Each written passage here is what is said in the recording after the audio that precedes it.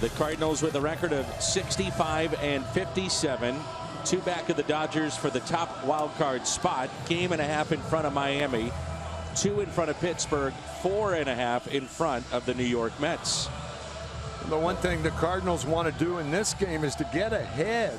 They played the Phillies 20 innings the first 2 games of this series, and they bit ahead 1/2 inning. That was the 11th when they won game 1. Greg Garcia will lead it off. He'll play shortstop today for Mike Matheny's club, and then Steven Piscotty will bat second, the right fielder. Matt Carpenter batting third. Then Brandon Moss, Yadier Molina, Johnny Peralta, Jed Jerko, second base today. Randall Grichuk, last 8 games he's been on fire. And then Mike Leake will bat ninth, and he is the pitcher for St. Louis. Vince Velasquez is the pitcher for the Phillies, and he has been struggling. The Phillies have lost all 6 of his starts since the All-Star break.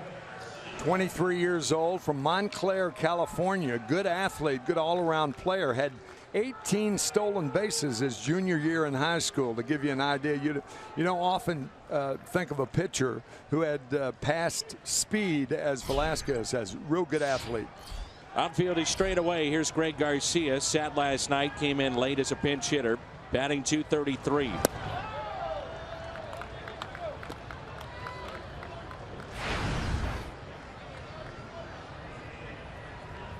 Three home runs, 15 driven in for Greg Garcia. And the 1-0. And a base hit into right. That's how we start this game. Around the Horn is presented by Dobbs. Altera is in left. He homered in game 2. Herrera in center. Peter Borges, the former Cardinal, in right field. Franco, Galvis, Hernandez, Howard along the infield. Ruiz is behind the plate. And Around the Horn presented by Dobbs. I like your thinking. Let's see a lead for the Cardinals. Yeah, my gosh. Played 20 innings once again in this first 2 games of this 3-game series. Only had the lead in 1 inning. Home runs could be an issue potentially in this game for Velasquez. With the weather coming in, wind is blowing out hard to center. He's allowed 6 home runs in his last 10 1/3 innings. Cardinals lead, of course, the National League, 4th in baseball with 169. Just something to keep in mind. Sure. It's something you always keep in mind when you enter this ballpark, both with the Phillies and with the visiting team. Jed Jerko has been on such a run. It's been on his mind in any ballpark he's played. It's been incredible. 1-1 just gets away. Now they're going to say that's a foul ball. It's Carlos Ruiz, who's been a mainstay in the tremendous run that the Phillies had. He and Ryan Howard, the last 2 that are left. You don't see many 37-year-old catchers still catching as much as Ruiz does.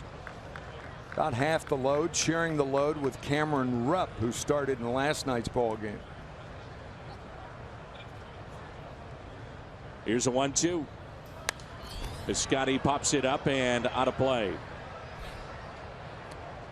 Ruiz was a free agent signing from Panama, made his debut in 2006. Then on the other side, you have Yadier Molina, who's 33, made his debut in 2004 and still with the same team.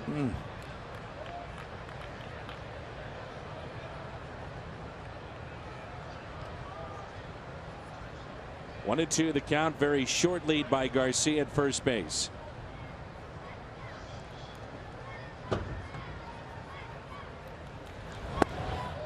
Lights are on here at Citizens Bank Park.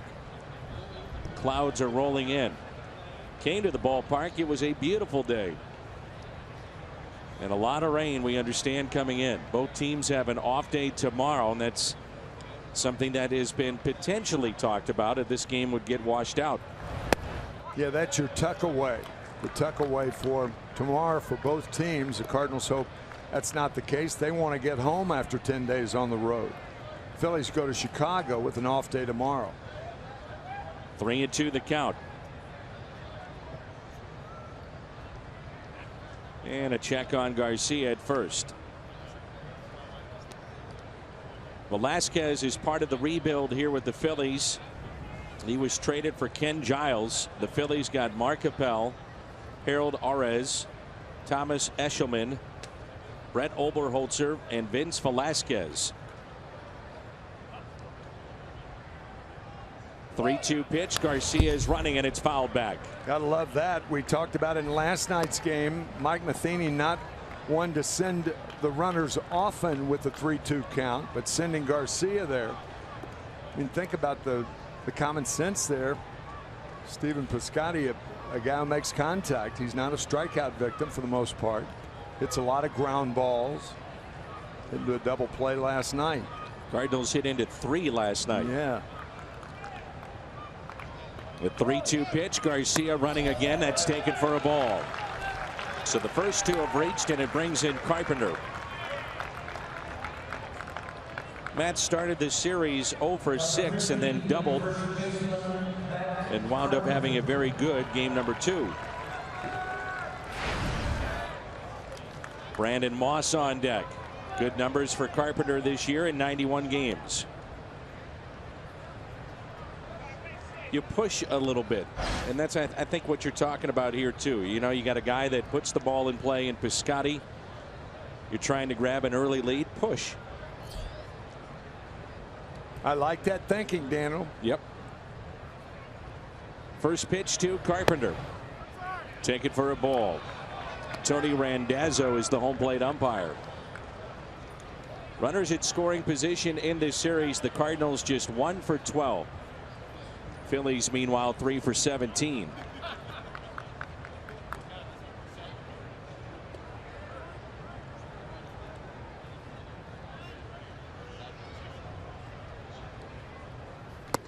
Inside.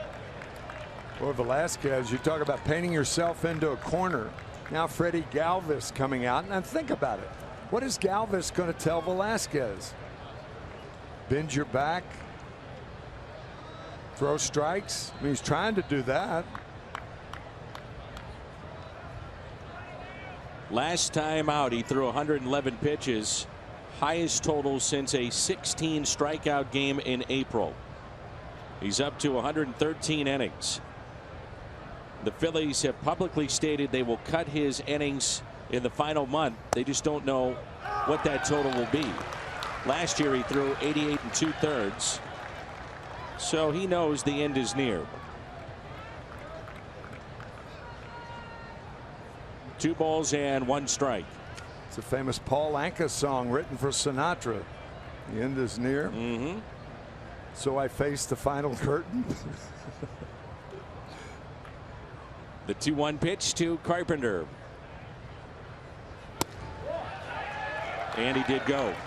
Carpenter thought he held up. It looked like a cut fastball. It went under the bat of the check swing of Matt Carpenter. It was close. This sparse crowd trying to come alive.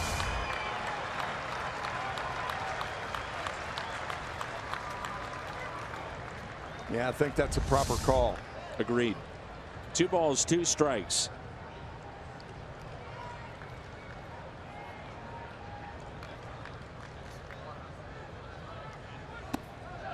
That time he held up. Count runs full.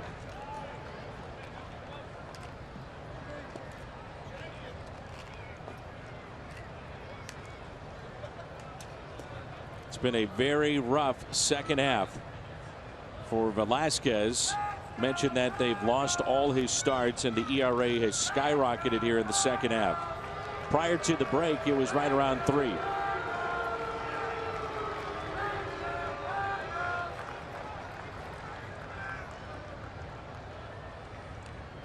A 3-2 pitch to Carpenter. Runners go.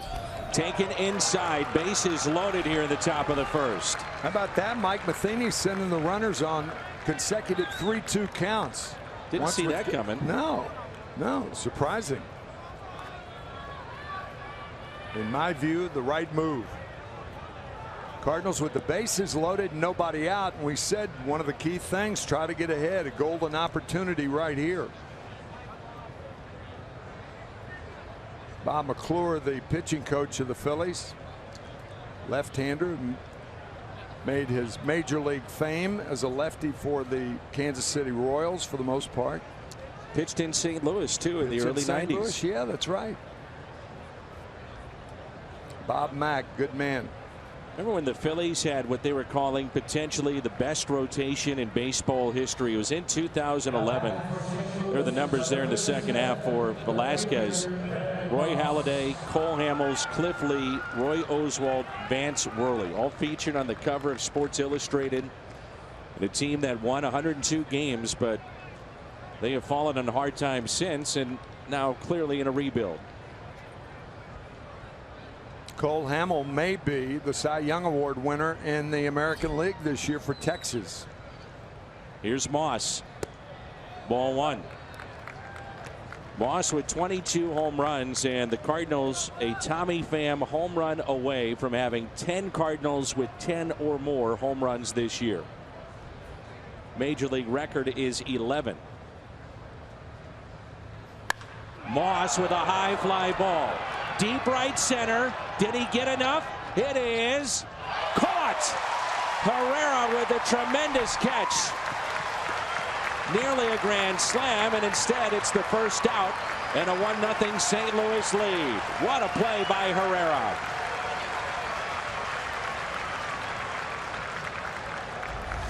There's no telling how many runs this play saved.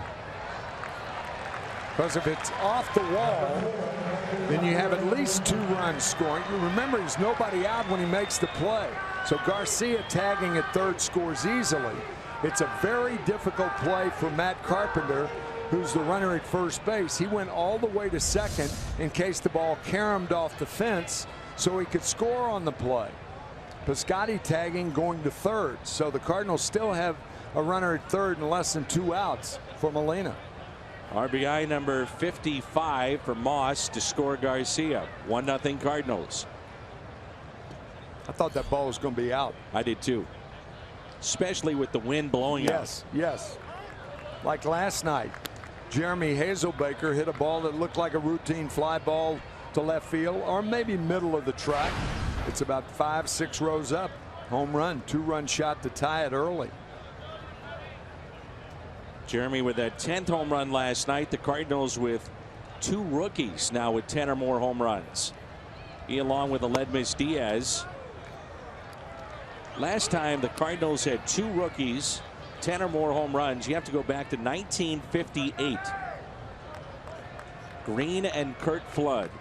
Flood had 10, Green with 13. Gene Green. Curt Flood had come to the Cardinals in the winter of '58 in the Willard Schmidt trade, a right-handed pitcher. The 2-0 is popped up. Playable for Ryan Howard.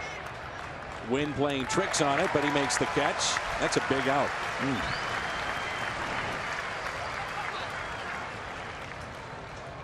And it's up to Johnny Peralta, who enjoyed his first 3-hit game this season last night.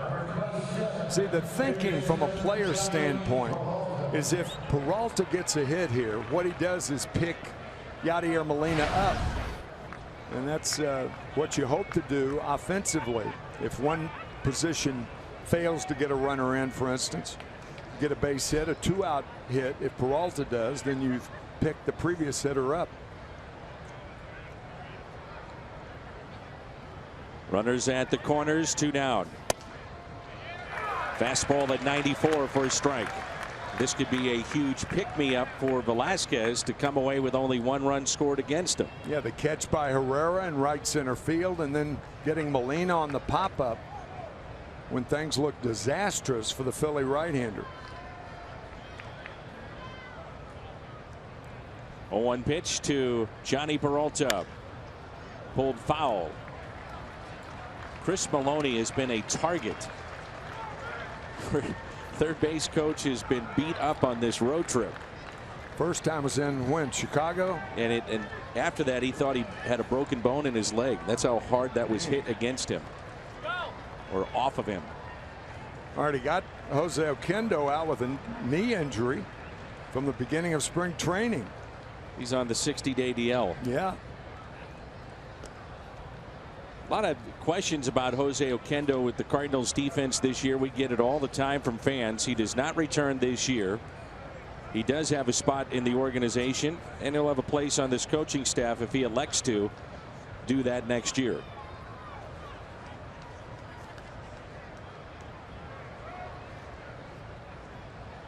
Here's the 0-2 pitch to Peralta.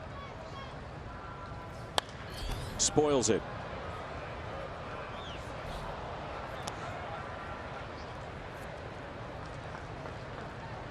Mike Matheny always pointing to Bill Miller and David Bell and Chris Maloney. He says, well, it's kind of a slap in the face to those guys that are putting in the work, even though Oquendo isn't here. They're putting in the work. Players have to make plays.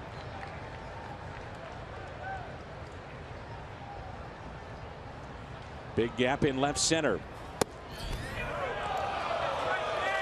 I think Johnny Peralta may have gotten away with one there. I guess it was low. Let's see Ruiz. But look at where he's set up and having to reach that's for the whole thing. Whenever a catcher has to move the mitt that far, you usually don't get that pitch, and that was the case there.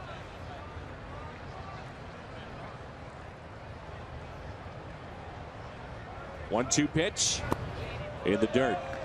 You being a former catcher, do you remember guys moving as far outside or inside? Oh yeah. As much as they do now? Yes. I mean, Molina sometimes sets up a foot outside. Yeah, well, you want to do that 0-2, perhaps 1-2, or a bad ball hitter up there when guys are going after bad balls, depending on the pitcher. Not so much inside, however. 2-2 pitch, fouled back. With that said, last night, the Phillies took the lead again when Molina was set up way inside. The score was 2-2, and Franco, the third baseman, got a base hit, and the Phillies won that game 4-2. But that was the go-ahead run in the fifth inning. Runners at the corners. The 2-2 pitch to Peralta. Struck him out.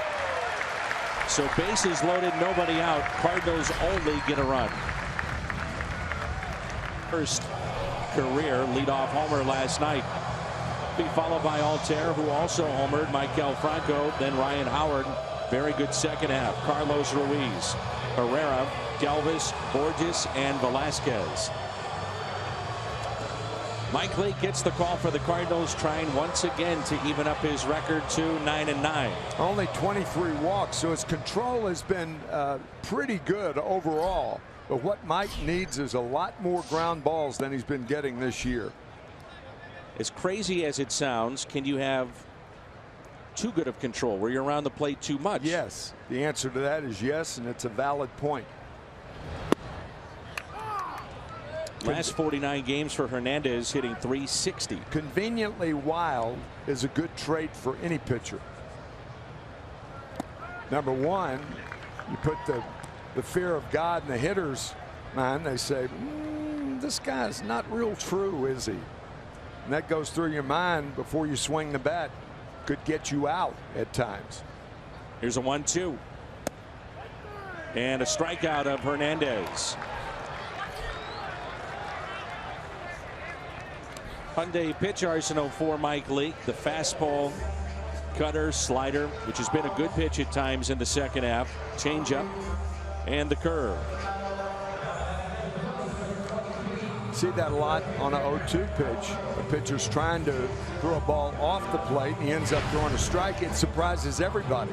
The pitcher, the catcher, and the hitter. Aaron Altair. Changeup drops in for a strike.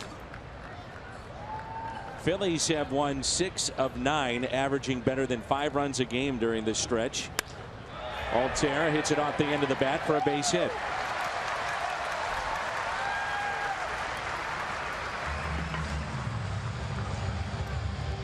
Cardinals defensively today. Around the horn, presented by Dobbs. Moss in left, Grichuk in center, Piscotty is in right. Peralta and Garcia on the left side of the infield. Jerko and Carpenter on the right side, and Yadier Molina has the catching duties. Phillies, by the way, have homered in 14 straight. Longest streak since 2013.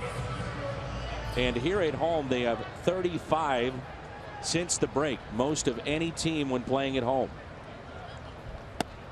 Strike one. Bronco leads their club in RBIs with 72. He's popped 22 home runs.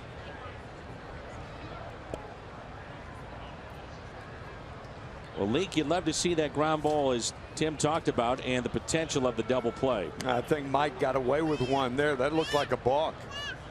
Can't deceive the runner. That's one of those spin moves. Mike, a remarkable athlete, but watch the spin move. That was close. Got a step toward first base, and he didn't. Here's the 0-1 pitch from Mike Leake. Dan, we used to refer to that move as the Don Drysdale move. He would lean on that left foot and then spin to first base. Well, when you lean on that front foot, you're supposed to go home. What was your key? What were you taught? That was one of them. If you see a pitcher lean on that front foot, go. For a left-hander, it's whether the right foot in the stretch movement is behind the left leg. The minute it goes behind the left leg, go.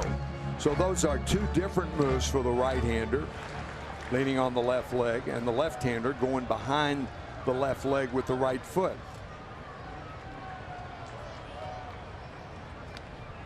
A check on Altair, who has 5 stolen bases this year.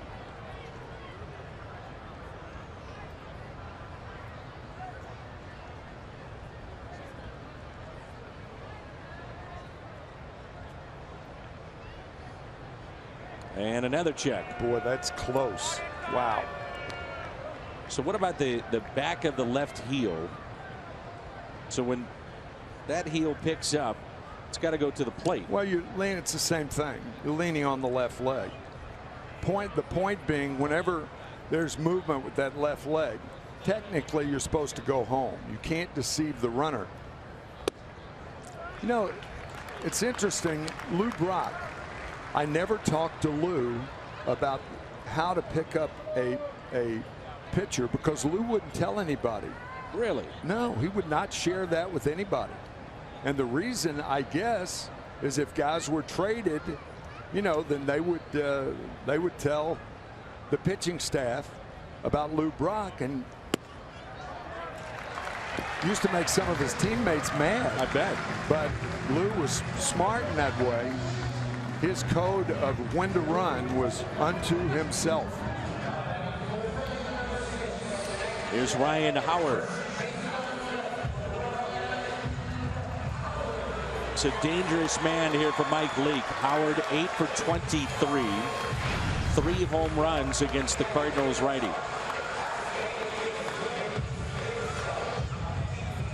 Talked about it a lot.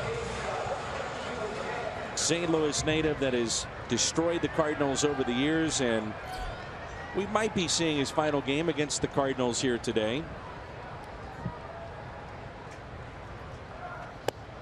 I cannot see Ryan Howard in baseball next year unless he's playing in the American League as a designated hitter against right-handed pitching. To me, that's the only way. Yeah, yeah. And against Leake, there are the numbers. 8 for 23, the 3 home runs. Here's an 0-1. Remember, he had the torn Achilles, and if you look at the stance of Ryan Howard when he gets in the box, the Phillies will tell you he's able to get more into a crouch position, to where before he couldn't put weight on that leg. He was more erect as he stood up. He spread out a little bit more. And they feel it's really helped him.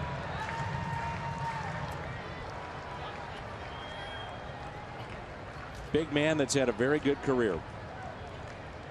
0-2 pitch. Fouled back.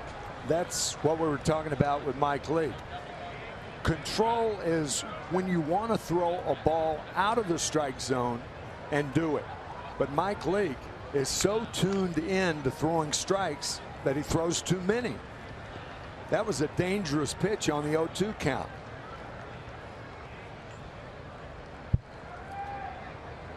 Here's the 0-2. tied him up and struck him out. Good pitch. Second strikeout for Leake. In under the hands. Look at Ryan Howard swinging over that slider. Good pitch from Leake.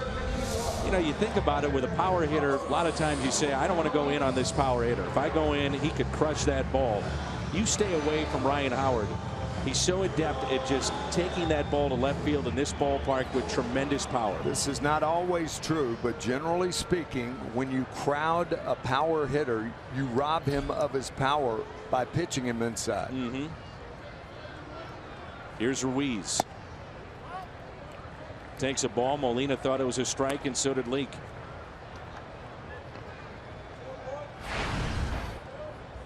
He's a very smart hitter. Ruiz with a lot of big hits for the Phillies. Goes to right field on throwers like Mike Leake. Here's a 1-0. 2 balls, no strikes.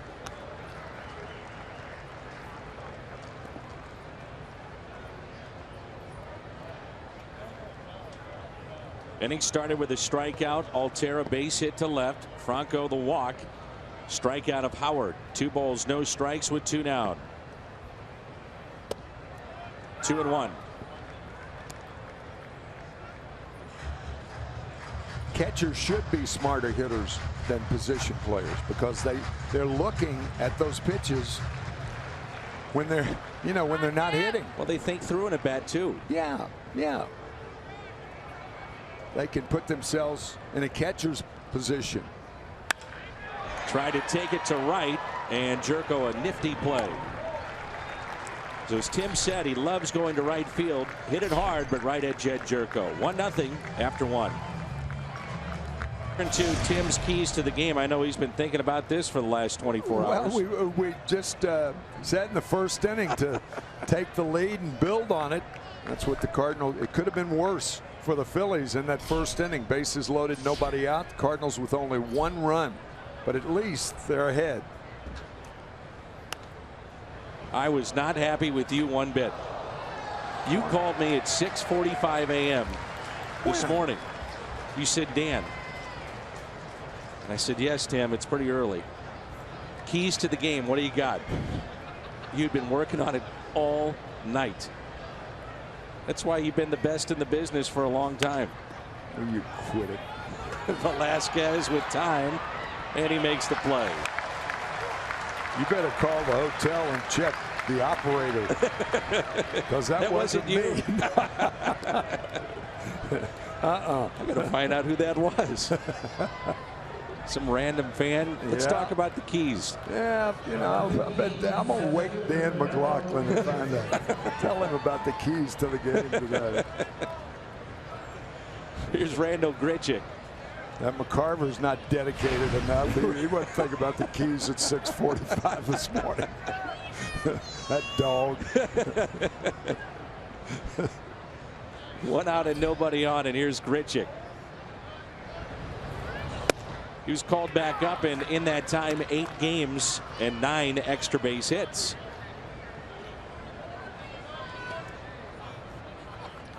We had a very scary moment at the ballpark here last night. Young girl, the child, was hit on the face with a line drive off the bat of Freddie Galvis. Doing some digging on what happened to that fan, and Galvis was really upset. Very emotionally. upset, visibly. Yes.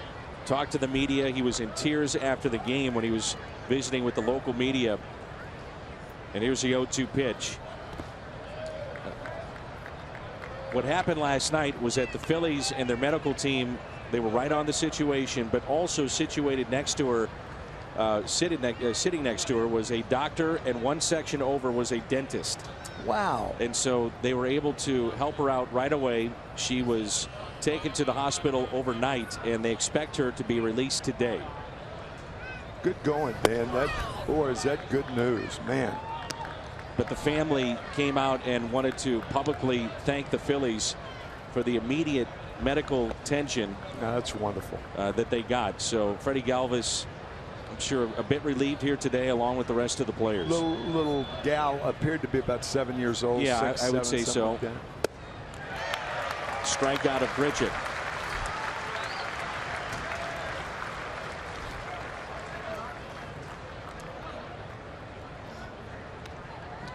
Brings in Leake, who's hitting 146.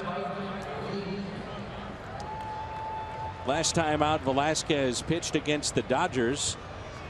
Went 5 2/3 in that game. But a bunch of pitches. 111 as we talked about.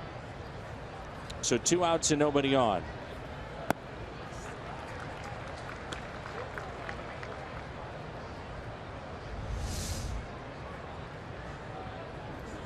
That's Galvis saying, you know what, Mike Leake, he can swing the bat. Be ready. Haven't quite seen that, though, in his first year with the Cardinals. Only 1 sacrifice. 6 for 41.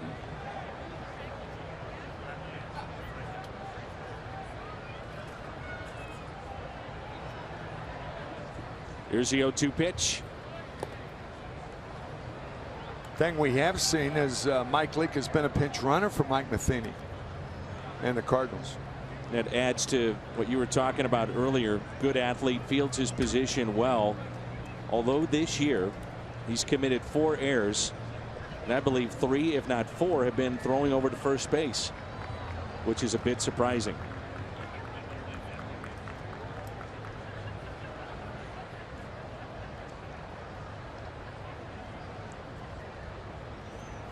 Curveball and frozen. Back-to-back strikeouts, 3 this afternoon for Velasquez. Midway through 2, 1-0 Cardinals. Sprinkle here at the ballpark, and we check in with Scott Warman. All right, Danny, thanks so much. As you know, just this past Friday, Lance Lynn got his second start with Palm Beach in High A. Went a couple of innings. Talked to Mike Matheny about Lance Lynn, and he said he thought the first start was much better than the second start, but it's more of how he does after his shows in the minor league and his rehab. But talking about, can he come back this year, or is it next year? And he said, realistically, you have to look at 2017 right now and not this year, Danny. He was hitting 92 on the gun, so velocity was okay. It's at High A, Palm Beach, which is the area in which he makes his home. Also, the Cardinals medical team can watch him down there too. Sure. So it makes some sense. If he comes back, if at all, you'd have to think he'd be in the bullpen. I'm sure, though, for him, a sense of relief going into an offseason that he's healthy enough to pitch in competitive games. It was kind of fun visiting with Lance down in Miami. You and Jim Hayes and I having dinner with Lance. He stayed for about, I guess, 30, 45 minutes. But, you know, it's such a lonely rehab. I mean, when you're trying to come back from Tommy John or something like that, there are an awful lot of lonely hours. He was telling us about the Edez Herrera, hits it up the middle past Jerko and into center field. You go through all these tedious exercises before you can even pick up a baseball, and it takes a half hour and then your day's done. Yeah. What do I do with the rest of my day? You right. got to be a voracious reader on rehab. Little seeing eye base hit off the bat of Herrera. He has 19 steals. And it brings in Freddie Galvis. It was off the bat of Galvis that young fan was hit last night. Check swing on a 2-strike count. But in tears and talking with reporters after the game, and we saw it when he took to the field in the top of the 9th. Visibly, he was shook up, understandably so. But good news that young girl is going to be okay. No balls and a strike on Galvis. Tying run at first base as we play here in the bottom of the 2nd.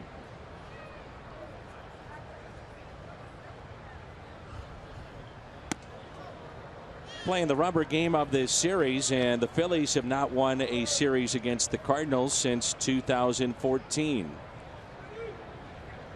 It's a good pitch by Mike Leake. That ball up and in. Again, every pitch is not thrown to get hitters out. It could be thrown to set up the next pitch, which will probably be away. Nope, back in.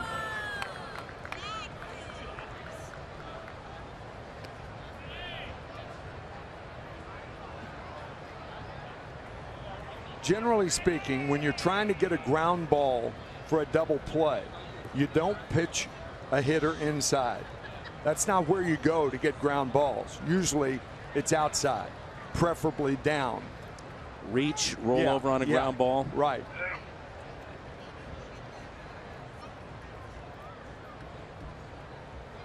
Peralta well off the line at third base. Garcia, the shortstop, near the bag at second. Short lead at first by Herrera.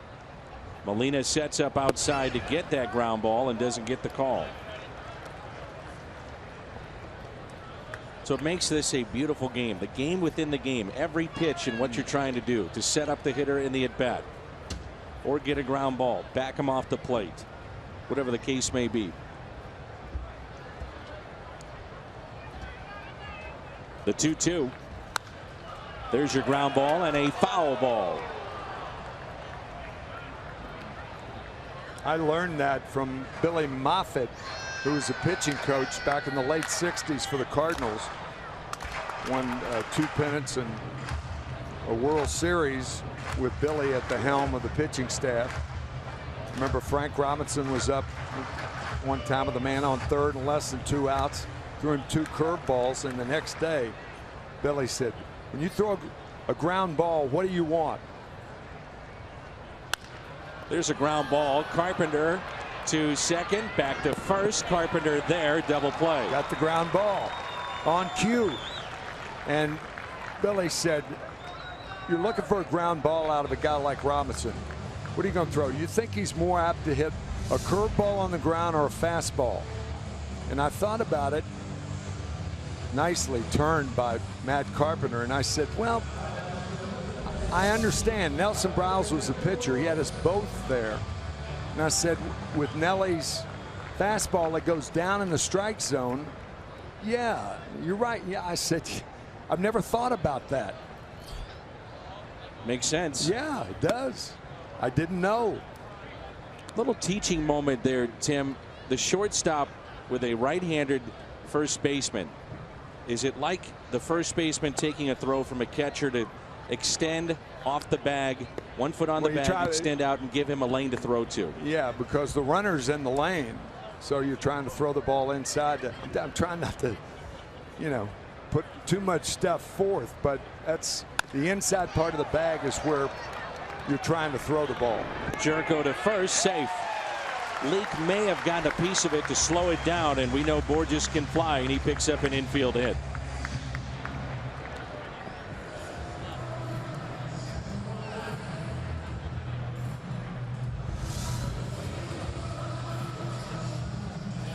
Yeah, he sure got a piece of it.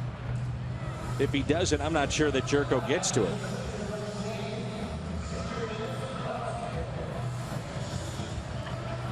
And the good call. Velasquez hitting an even 200.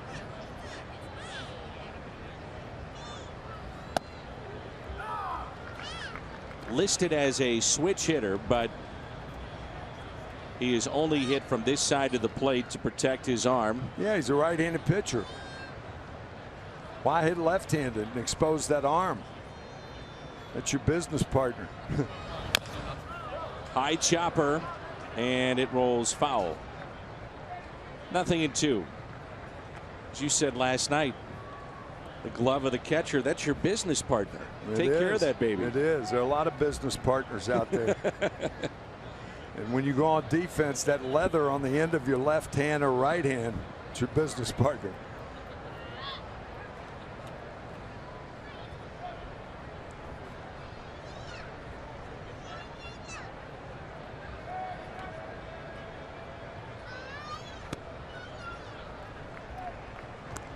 See it now, pasted across the window. Molina and glove. Law firm. Glove being the silent partner.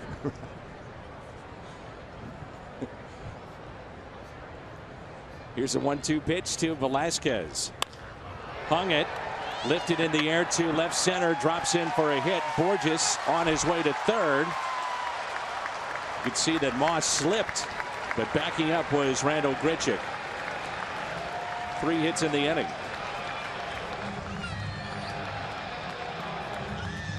Number run, you were right on the money when you call that a hanger. That ball up in the strike zone, that part of the plate.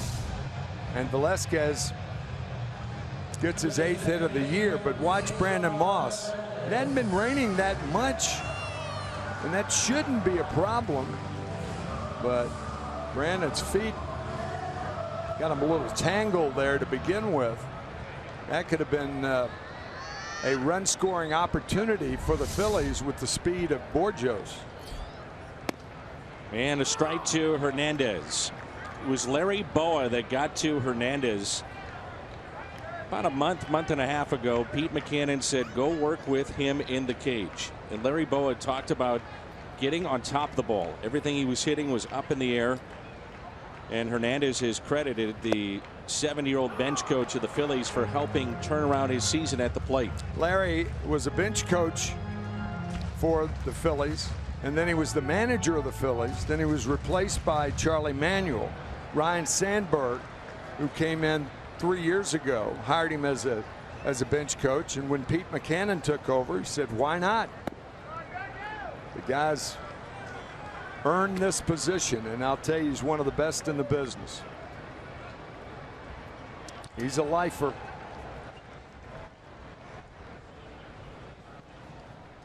One ball and 2 strikes. Hernandez struck out looking, first time up.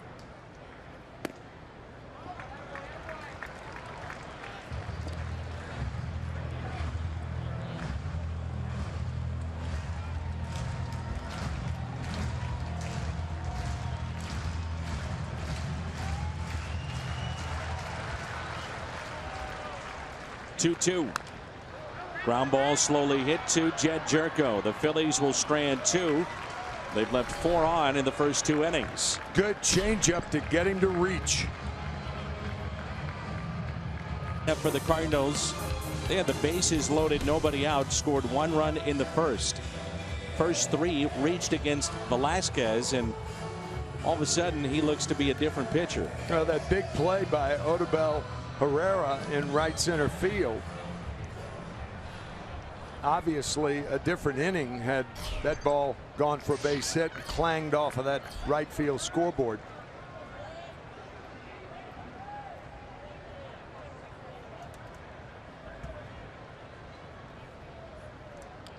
So the first pitch here to Greg Garcia to start the 3rd. Singled into right. Velasquez with 3 strikeouts. On average, major league hitters strike out once every 5 plate appearances. That's the average right now in baseball. Last night alone, there were 11 players with 3 strikeout games, 2 that had 4. It is a different game. Yeah, it really is. And it starts with the mindset of major league hitters now. They consider a strikeout the same as an out. Well, it makes no sense to me. None. Do you like the term, though, productive out? Yeah, but you don't see that too often. You really don't. I mean, yeah, I do like that term. Guy at second, ground ball right side, moving a runner to third. So many with things nobody that can out, happen. obviously. Yep.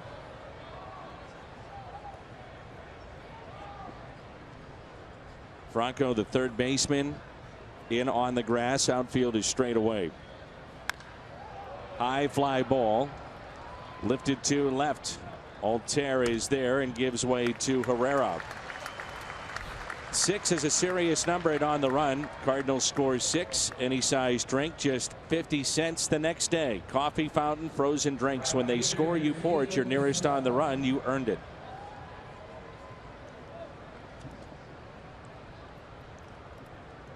Joe DiMaggio's 56-game hit streak, I'm not sure, but I don't think he reached double figures in strikeouts. It's incredible. Yogi Berra, one year and winning the MVP, struck out 13 times. 13 over the course of a season. Over 500 at bats. Yeah. 13 strikeouts. Right. Piscotty broke his bat. Reminder, still some tickets available if you'd like to have lunch with Steven in our daytime speaker series, which is Wednesday, cardinals.com/events. Have the chance to hear from the Cardinals outfielder. And tomorrow night, we'll have our 2006 night. Should be a lot of fun. Jim Edmonds, Randy Flores, and David Eckstein all back in town. Still a few seats available for that at cardinals.com/events. It's sharply to third. Franco is up with it, and he makes the play.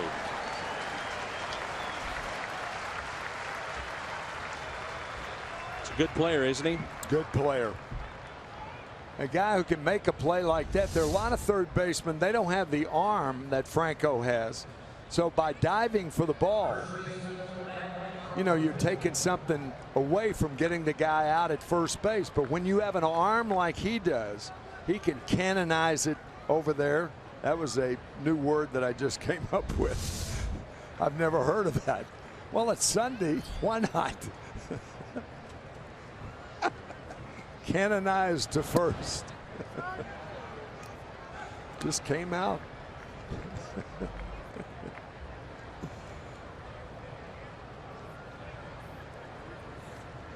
Hope John Paul Franco over at third base. 2 outs and nobody on. And a strike. Carpenter walked to load the bases up for the Cardinals back in the first.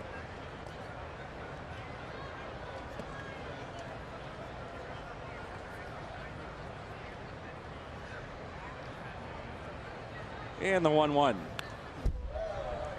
That was hittable.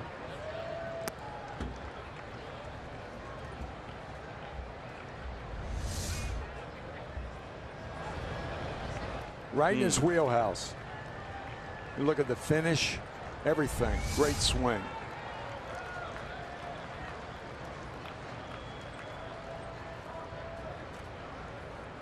One and two the count. 2 outs, nobody on. The shift now with 2 strikes on Carpenter as he lifts it in the air opposite way. Backing up Altair. Plenty of room and makes the catch.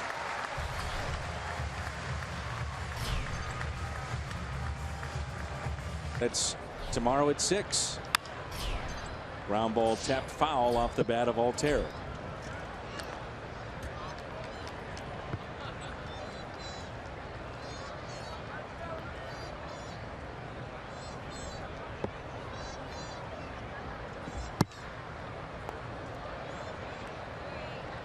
You had a nice conversation, I know, with Pete McCannon. Yeah, and Larry Boa for about a half an hour before the game. Pete earned it here, didn't he? Well, I'll say. Here's a guy. Good pitch on the inside corner, arms up, and Altair was out of there. But here's a guy in Pete McCannon, and I know of no other major league manager in the history of the game that has managed in Perth, Australia, before getting a shot at his major league job. You better love the game to do that. Perth, Australia, in obviously the Australian League. Franco, a ground ball hit to third. Peralta, and 2 quick outs. He was making about $500 a month. He said he saved no money, but he got a chance to see a gorgeous country. He and his wife Nancy. Talk about baseball lifers. Well, Pete is one with just a marvelous sense of humor. Bob McClure and Larry Bowie, as you talked about. This is a veteran staff that they have here trying to help along the rebuild of the Phillies. And from we've talked about it the first couple of games, they have a ton of talent, good talent in the minor leagues. But if anybody's ever paid his dues, Pete McCannon has. Rain starting to fall, a little bit heavier now here at the ballpark. 2 outs, nobody on. No balls and 1 strike on Ryan Howard.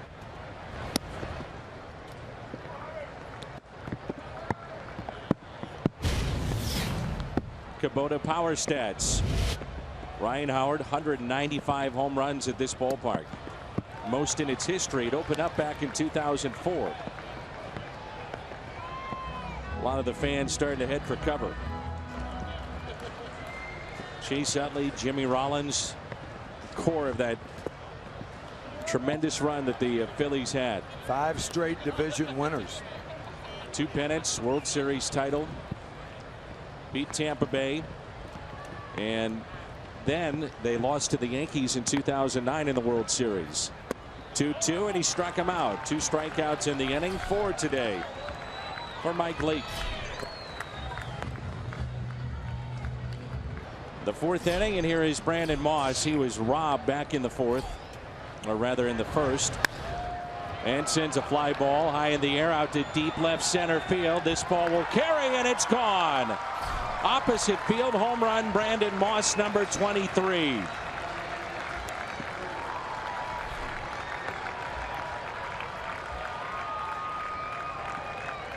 Snaps a string of 9 straight sent down by Velasquez. Moss back in the 1st came up with the bases loaded, nobody out, and sent a fly ball into deep right center field. And it was Herrera who came up with a tremendous catch. Well, he wasn't going to get that one.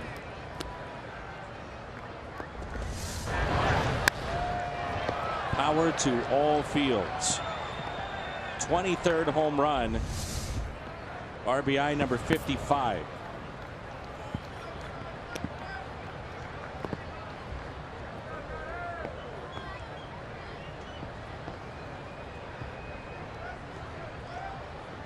A 2-0 pitch to Yadier Molina. Tapped foul.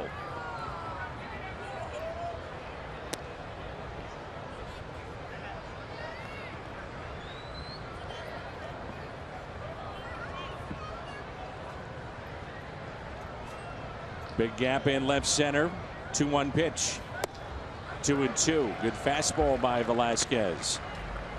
So he pitched out of that 1st inning jam, having allowed just 1 run when he had the bases loaded, nobody out. And Moss has accounted for the 2 RBIs for the Cardinals today. 2-2 pitch. And Molina sends a fly ball out to deep right. Borges backing up on the track to make the catch.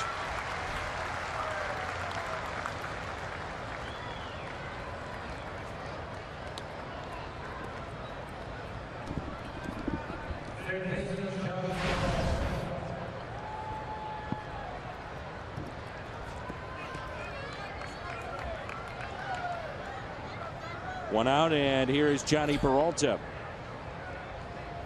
Light rain here at the ballpark. Certainly can play through this. Big gap in left center. Fastball and a strike at 93. Yeah, Dan, things are tight enough to now you think about if it's going to be a downpour in the afternoon, getting ahead after 5 innings. Jed Jerko at the on-deck circle. The 0-1 pitch to Peralta. Particularly with a 2-run lead. You don't think that right. A no-run lead, or I mean a 1-run lead. But now with Moss's home run, you get a 2-run lead, and then you think, Brandon Moss was almost out of the game of baseball. But think about that. A few years ago, was toiling in the minor leagues, wasn't getting a call up. It was Bob Guerin that convinced him to give it one more go, along with his wife.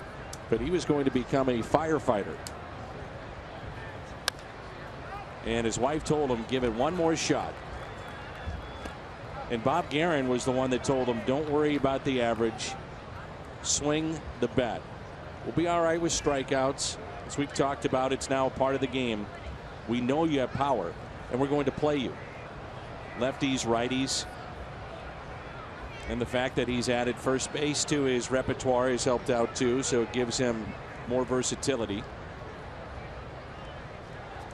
He's closing in on matching what he did a few years ago. A liner into right and a base hit. Bob Guerin at the time was the manager of the Oakland Athletics. And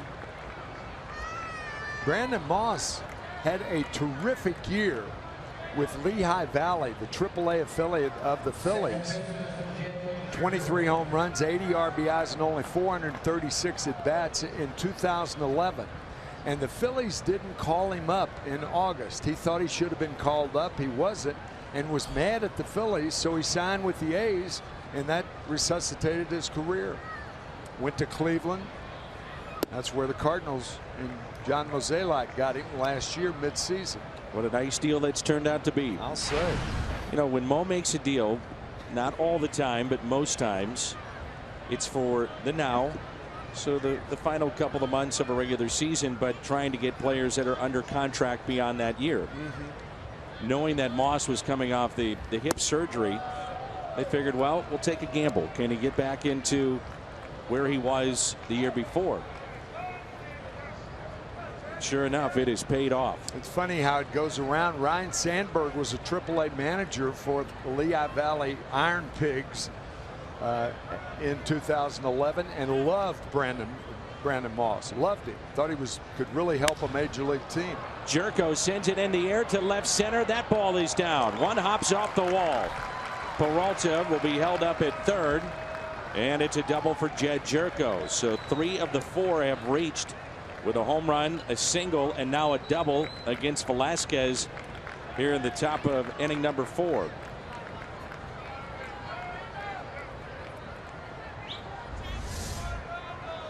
A ball that you would think, I mean, even though they're 1 out, Johnny Peralta has a good shot. I mean, you'd think Johnny could score on a ball like that. Sometimes that jump off of first is very important, but no way when Peralta pulled into third, no way Chris Maloney could try to score him. Does Grichuk see much of anything to hit in this at bat? First base open, Mike Leake on deck. Infield is drawn in.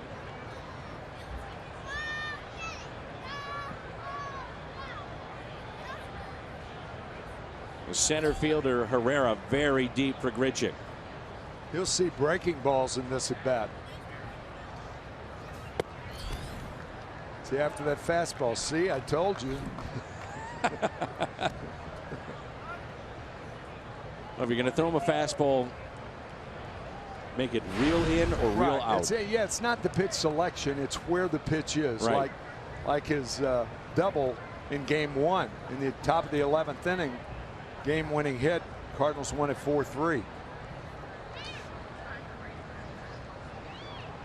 Here's a 1-0 pitch to Grichuk. See, I think in a situation like this, if you had a ground ball in the infield, try to score the runner. You've got a 2-run lead. You take a chance, even though Peralta's slow at third base. But you've got the pitcher coming up. Have to take that chance. I think so.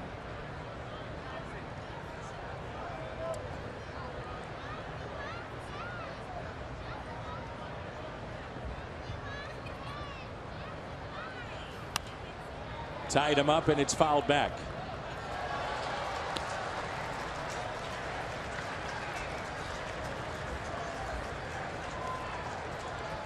One ball and 2 strikes on Grichuk. Struck out back in the 2nd inning. Velasquez has struck out 3.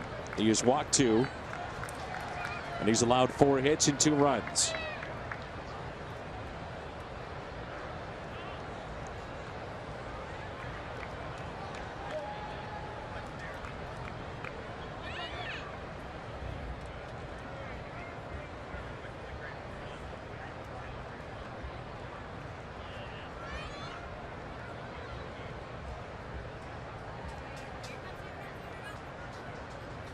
Here's a 1-2. Fastball again. See, that particular fastball is not the type of fastball that Velasquez wanted to Randal Grichuk. That ball right down the pipe to a man who struck out 88 times during the season.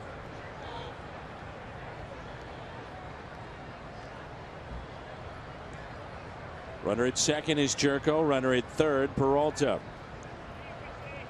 Probably going to throw a breaking ball. And the one thing, if you're the runner at third base, you want to be alive in case the ball's in the dirt. The breaking ball in the dirt is the pitch to Grichuk right now. There it was. Good play by Ruiz to keep in front of him.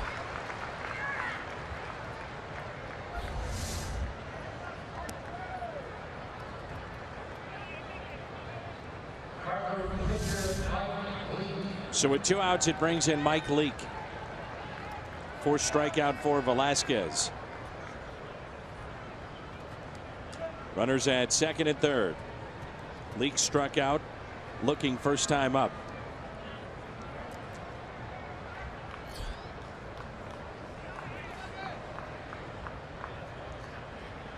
First pitch to him.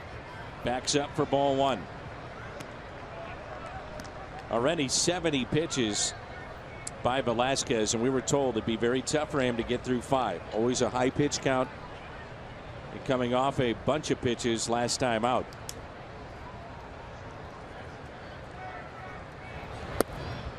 Two and 0.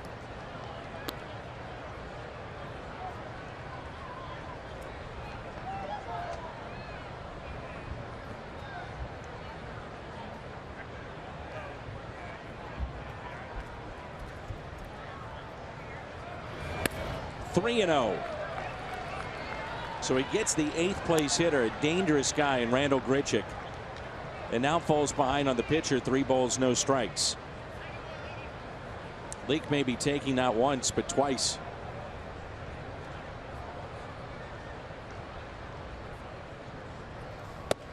There's strike one.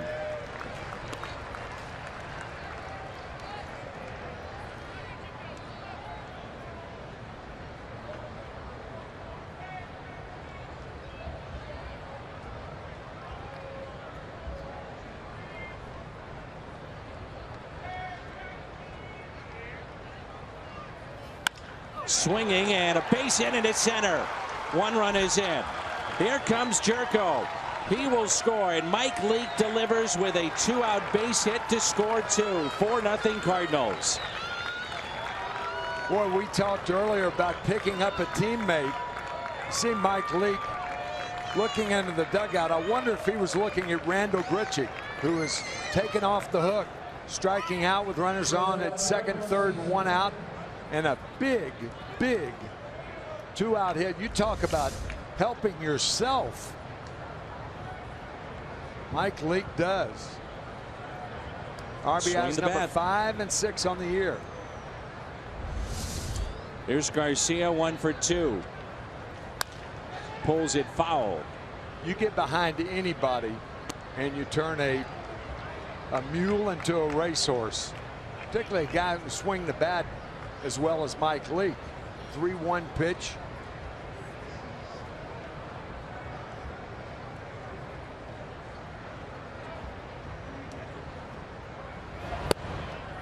Misses outside. 1 ball, 1 strike.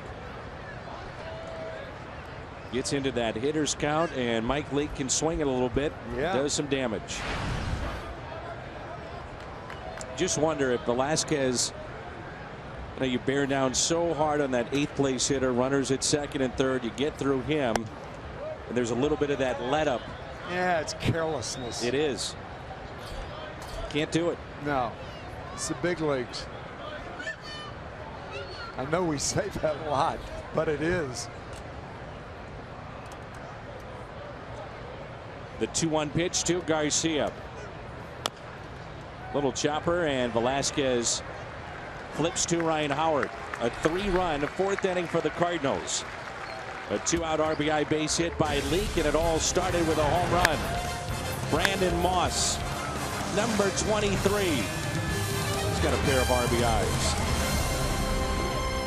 He homered late last night against the Yankees. And the other thing that he's doing, he's closing in on the century mark of RBIs. So the average has been down, but home runs and RBIs again this season are there for Albert Pujols. Brandon Moss, that home run number 23, give the Cardinals a little more impetus. What do you think of the Anaheim Angels this year? Just dreadful. 22 games back in last place in the American League West. So Pujols had 96 driven in this year.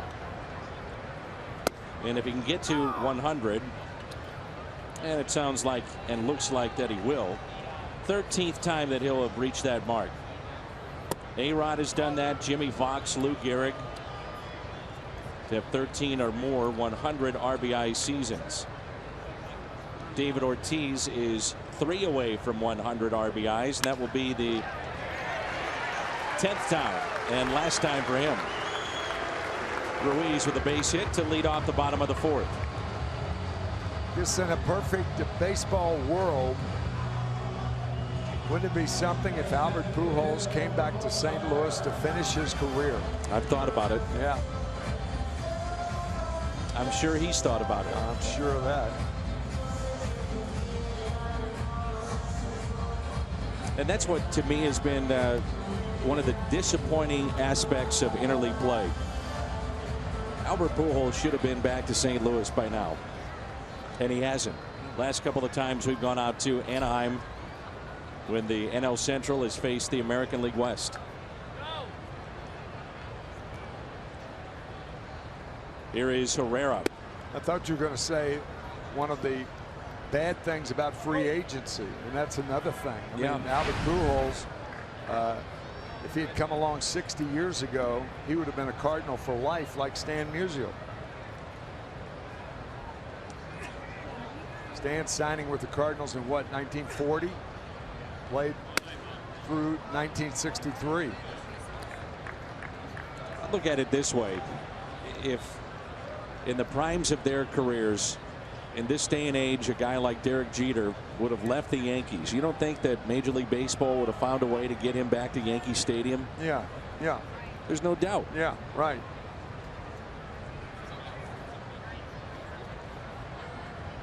Two-0 pitch. 3-0. And not what you want to see from Mike Leake. You get that 4-run lead, and Mike Leake responsible for half of it. 2 RBIs on that single.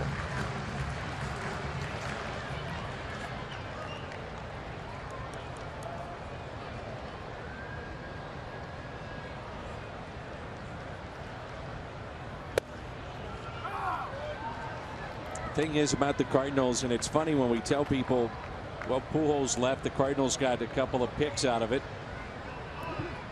But who'd you get? Well, you got Michael Wacha, and he was the MVP of the NLCS, and you got an everyday outfielder moving into his prime in Stephen Piscotty.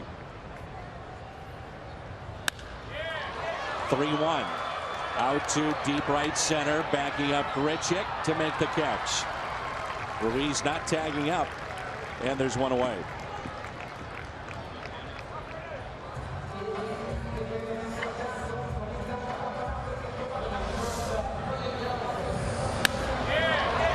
He thought it was gone. No, sir.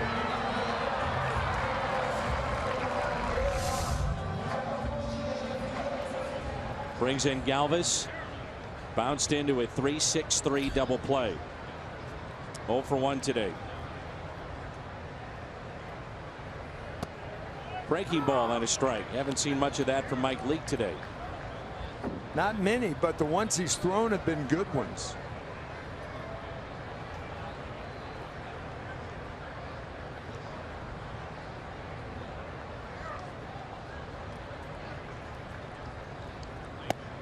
Floats in there for a ball. Been a tough second half here for Mike Leake. 6 starts, ERA of 6.88. Look at his last 5. The ERA is over 8.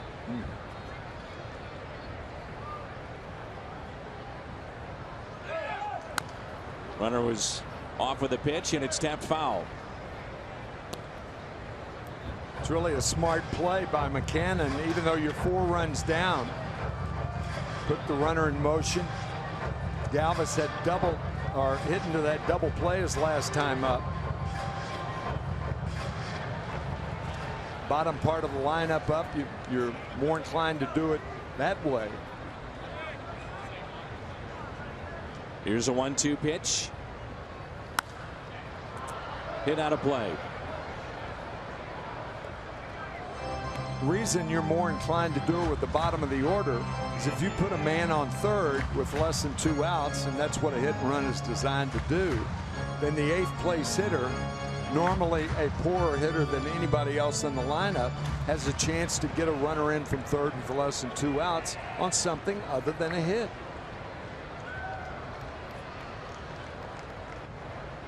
Pitch number 64, pulled foul. Yeah, the other side of the look at the Angels is you're wasting some of the most amazing years in baseball history for Mike Trout. Nobody around him, no pitching. Yeah. Mike Trout,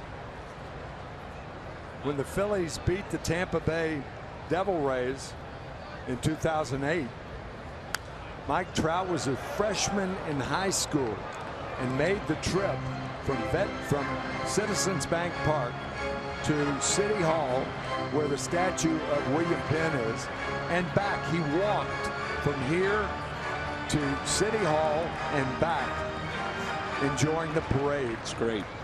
A freshman in high school, grew up about an hour from here, right near the New Jersey Turnpike. Tim Cooney, who is done for the year for the Cardinals, also grew up a huge Phillies fan and was at that parade. 1-2 pitch. We'll do it again. Begs the question, would you ever trade Mike Trout and just try to reload? That was the talk at the trade deadline. Some believing the Angels are so far away that one way you speed up the process is you get a boatload for a franchise player. I'm not so sure I do that. Depends on the players. Anybody's tradable, including us, Danny. No, we're not. Don't ever say that again on the air.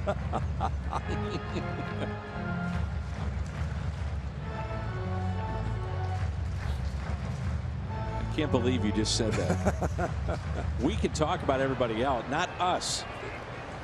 Sorry. Ever. Sorry. Weak moment. Here's a 1-2. There's that breaking ball again. It has served Mike Leake well today. 5 strikeouts. Good curveball. Real downer right there. I felt him when he was at his best, in which he had 10 strikeout games, back-to-back no walks. The breaking pitch was something that, you know, hitters, whether they weren't expecting it or it was just a plus pitch, but that was the pitch that was getting a lot of strikeouts for him. It was an equalizer, and you just don't see it a lot from Mike Leake. Here's Peter Borges. Leake, along with Bob Gibson, the only 2 in Cardinals history, 10 or more strikeouts, back-to-back games, no walks. Probably didn't think about that pairing when you think about that stat. No. One guy for sure, not the other.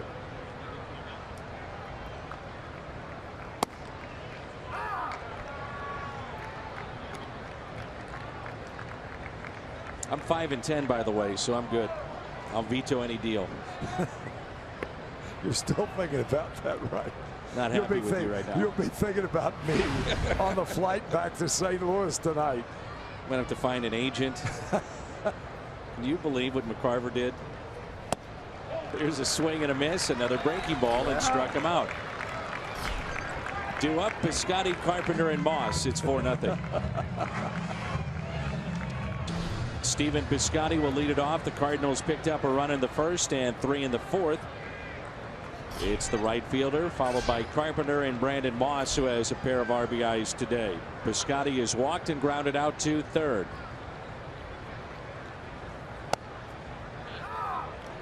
We had rain for about 5 or 10 minutes. It's gone away, and more is on its way.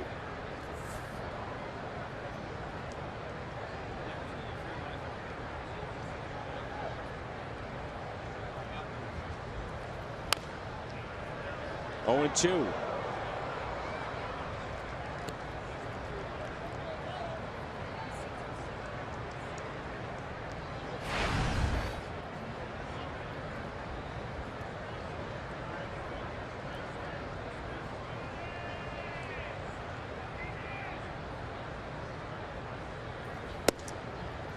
got me thinking now about this Pujols deal. Clearly, the Angels would have to swallow a lot of the money, but just in terms of being a baseball fan, just seems only right that he would finish his career potentially in St. Louis, where he enjoyed his greatest years. Piscotty, a hanger, and out to deep left. This one is out of here. The Cardinals back at it again. Another multi-home run game for this team. The second Cardinal home run. Piscotty with number 18. Right when we're talking about Albert Pujols. Yeah, on cue again. 10 out of 11 games with more than one home run. In that other game, they had one.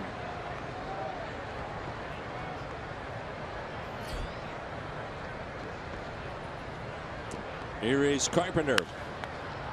Fly ball lifted into left as the rain is picked up. May see some swinging at first pitches now with a 5-run lead. Maybe. That's a hanger. That was the third pitch to Stephen Piscotty, and that is the definition of a hanging curveball.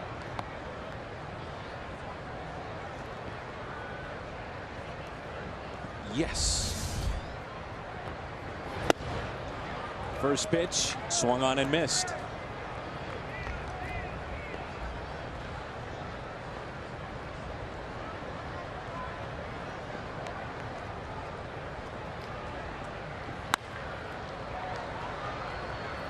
Shallow center.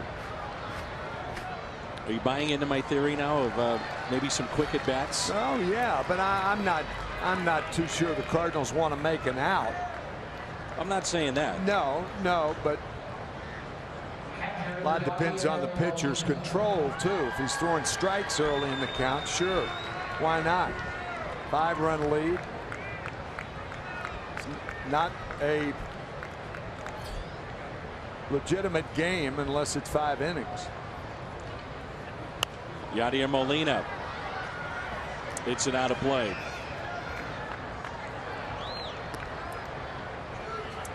Kia in the driver's seat with Yadi at the plate. This month, 19 for 60. 316 average.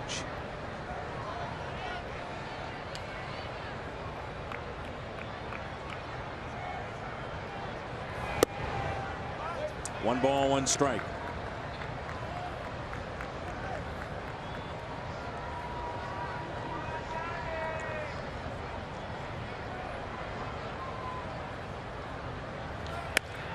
Fights it off, and a soft liner that's caught at second base. Home run Piscotty. And the Cardinals here in game 3 of this series have a lead now of 5-0. Stephen Piscotty, home run number 18. He's driven in 68. All St. Louis so far in game 3.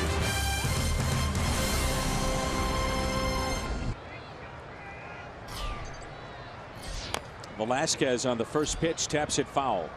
5-0 Cardinals. A little surprised here that Velasquez is hitting. Phillies down by 5.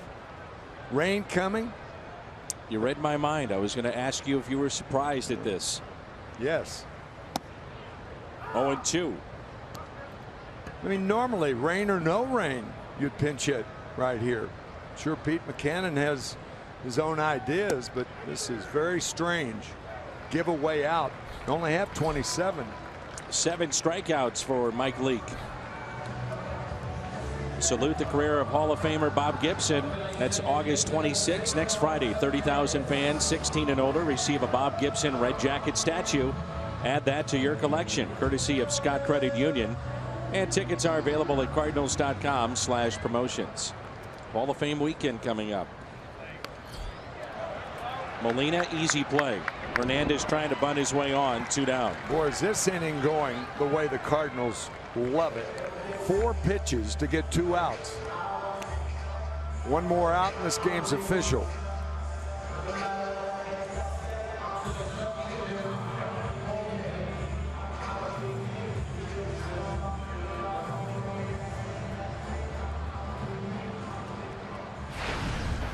Can have a regular season game that has not yet become official, just simply wiped off the books. Tie game, you get 4.5 innings in, it could be wiped away and replayed. That does not seem to be the case here. No. 1 ball, 1 strike.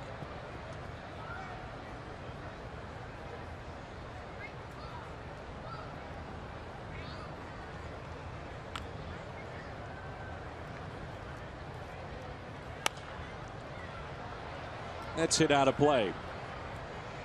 Altair today has singled to left and also struck out. 1 ball, 2 strikes.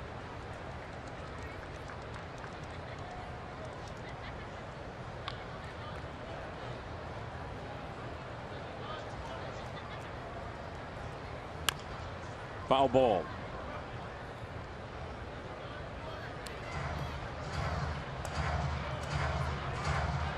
If you're a Phillies fan, you're wondering just how far away are you?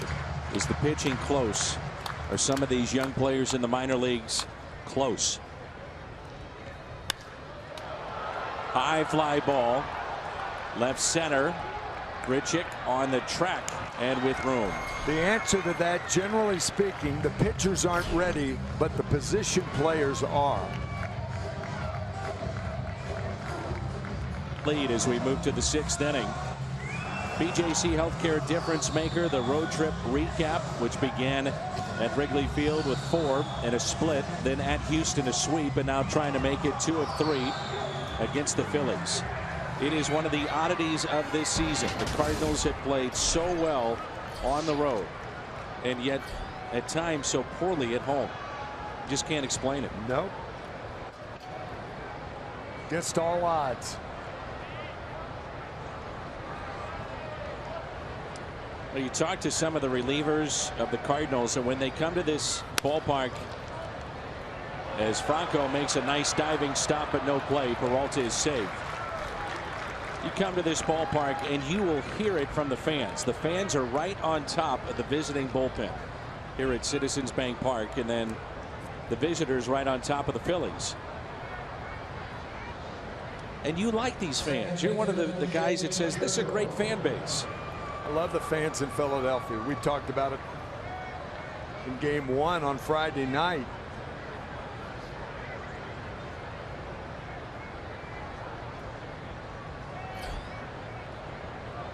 They get a bad rap in my view. These people are with you on the field, and as long as you give what they consider 100%, they not only don't boo you, they're looking for ways to cheer you. Spent parts of 9 seasons wearing that Phillies uniform and so many years in St. Louis. Well, it was the trade that was the epic thing. And people ask me all the time, I mean, that was the Curt Flood trade. Right. Curt Flood, Byron Brown, Joe Horner, and me for Dick Allen, Cookie Rojas, and Jerry Johnson. And Curt refused to go.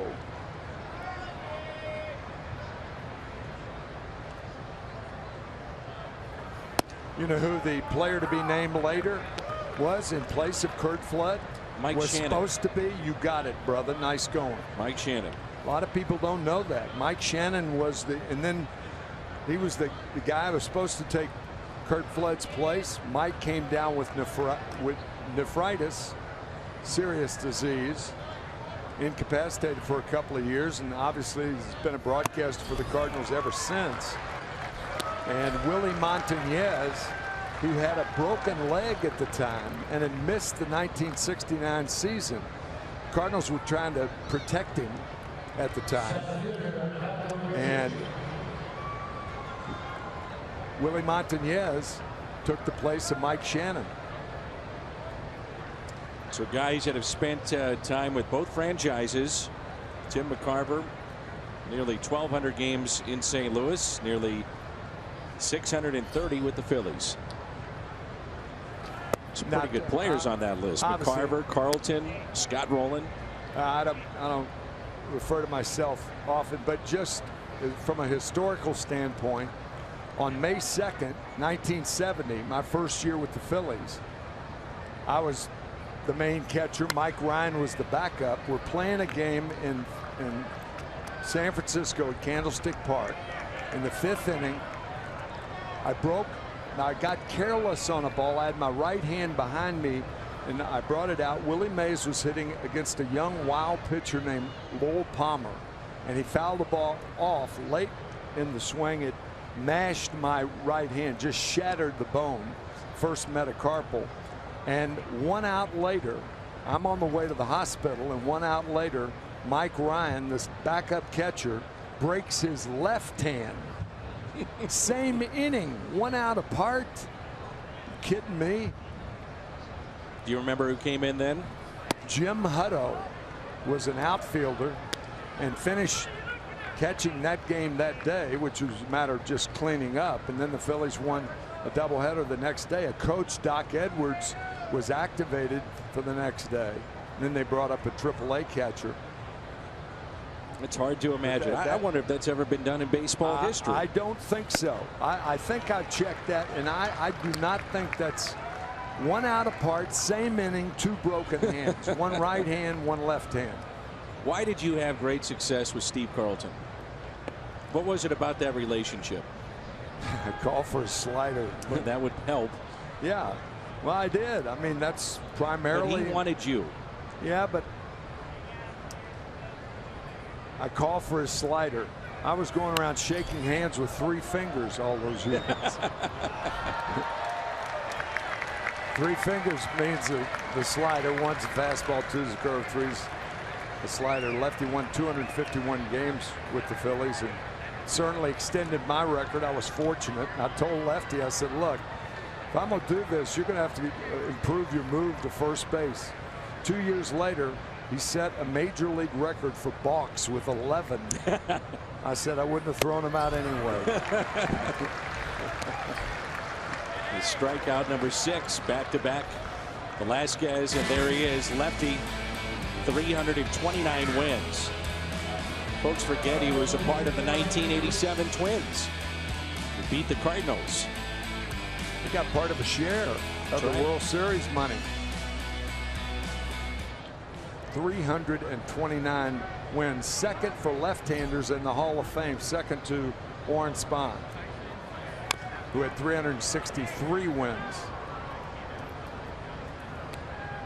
And the Cardinals could add Carlton, Jerry Royce, and Steve Carlton leads for the sum of what, $5,000? That's the squabble of 10,000. 5 or 10, yeah, maybe 10. And Rick Wise left for the same thing. Right. Phillies couldn't get an agreement with him. Cardinals couldn't get an agreement with Lefty. $10,000 or thereabouts. And they get traded, and both of them got what they wanted. Right. Rick Wise got what he wanted from the Cardinals, and the Phillies gave Steve $10,000. Unbelievable. But how many lives did that trade affect? No question.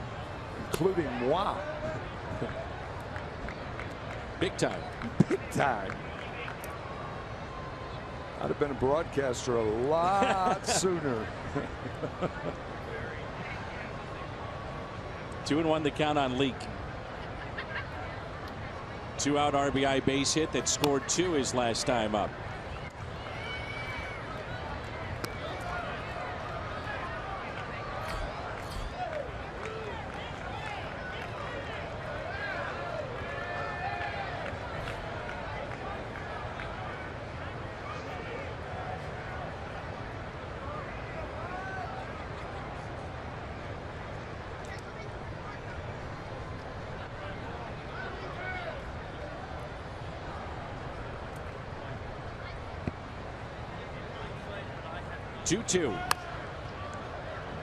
I love the fact you began your broadcasting career in uniform.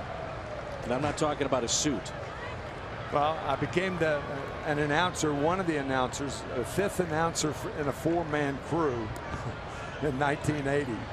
But I came back in September, and I was in uniform, and I did post-game shows. I don't think that's ever been done, to my knowledge. Ooh. Last night they had Harry Callis night, and Harry would throw it down to me, and I was in uniform, all geared up. And even if the opposition had the star of the game, I would interview them. Now, how different uniforms? I mean, it was very odd, but they told me to do that, so I did. The strikeout of Leake. Could you imagine? I've had a strange life. Yes, you have. Now you get to work with me.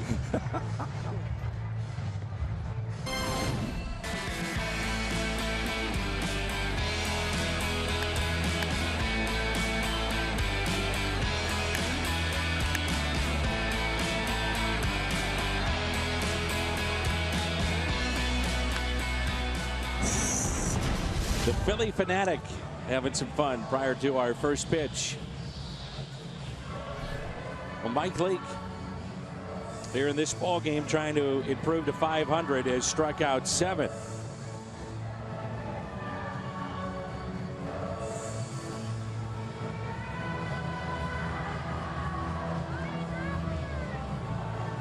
Well, the crew chief here today is Bill Welke. He was just talking it over with the grounds crew of the Phillies. As there is a light rain right now, but heavier rain is expected to be coming in anytime. And Jed Jerko gives his seal of approval. And with both teams with an off day tomorrow, of course, it's a moot point now because we're in the 6th inning. Cardinals up 5-0. But if this game were to have been suspended or canceled, then both teams would have had to play tomorrow. With the Phillies going to Chicago tonight, off day tomorrow, the Cardinals go home to St. Louis and an off day tomorrow.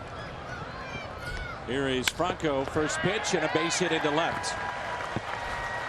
On base for the 2nd time to go along with a walk. Now a single. One of the themes of our telecast today has been Ryan Howard Academy Sports and Outdoors leaderboard. Fewest at bats per home run against the Cardinals.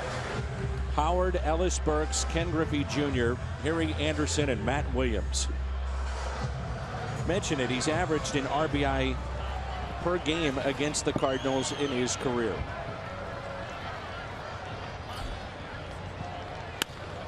Off the glove of Leake, off the umpire and into shallow center. And Franco is at 3rd. I've never seen that. Not a ball that hit the pitcher's glove and then hit the umpire.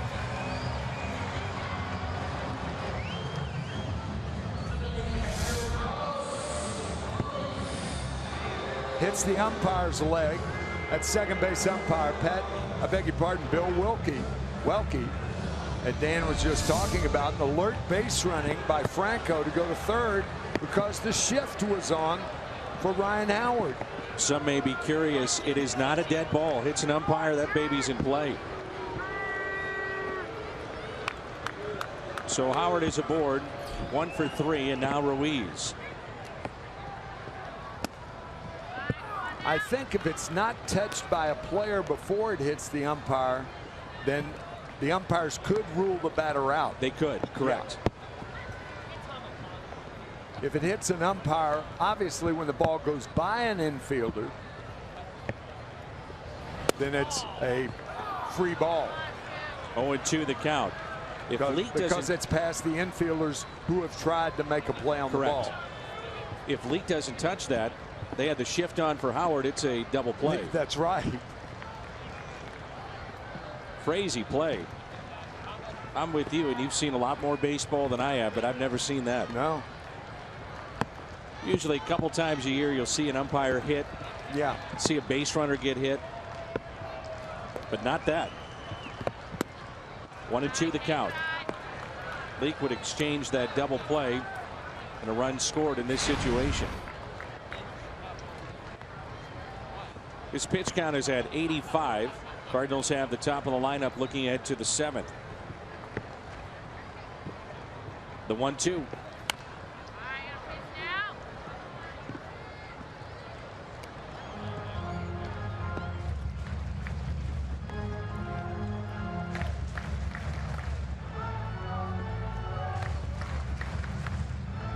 Tim mentioned it earlier, very adept at going to right field. Tried to do that his first time up, grounded out sharply to second, and also singled to center. Yeah, he tries to do that with 2 strikes.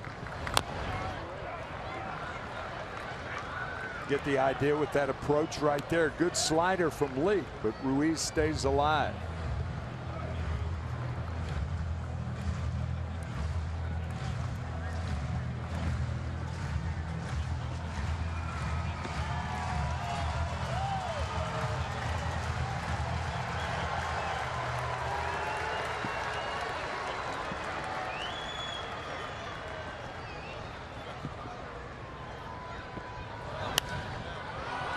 Popped up On the outfield grass, it is Jerko. Makes the catch. Runners stay put.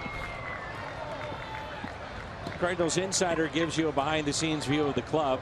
This week, Cal McClellan goes behind the scenes in the Cardinals box office. Museum spotlight on the 2016 Hall of Fame inductee Sam Braden. In-depth feature with scouting director, former pitcher Randy Flores. Brought to you by your Mid-America Chevy dealers. Danny, got to say it once again, the curveball used very effectively by Mike Leake to get Ruiz out. I think that curve may have even surprised Mike today. Herrera 1 for 2. Fly ball. Runner at third is Franco. Catch made by Grichuk. Throw to the plate. They don't test him, and some boos here at Citizens Bank Park. I don't blame him. I'd be booing too if I were a fan. I mean, that ball is deep. I mean, way deep. Deeper than average, wouldn't you think? I mean, even though you trail by 5, why not try to score? I mean, I think you give the Cardinals a break not doing it. Initially off the bat, I thought with a 5-run lead, the throw by Grichuk may go to second to keep Howard at first. Me too. It's a very good point. I mean, the throw is offline, but that's not the point. I mean, Franco's a fast runner. You got to score on that ball.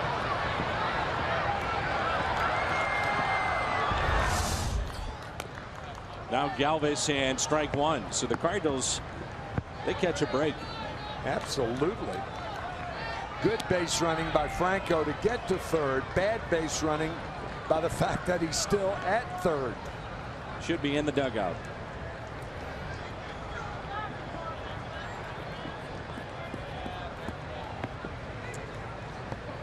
Galvis takes his time getting back in the batter's box. Third baseman Peralta is off the line, in on the grass.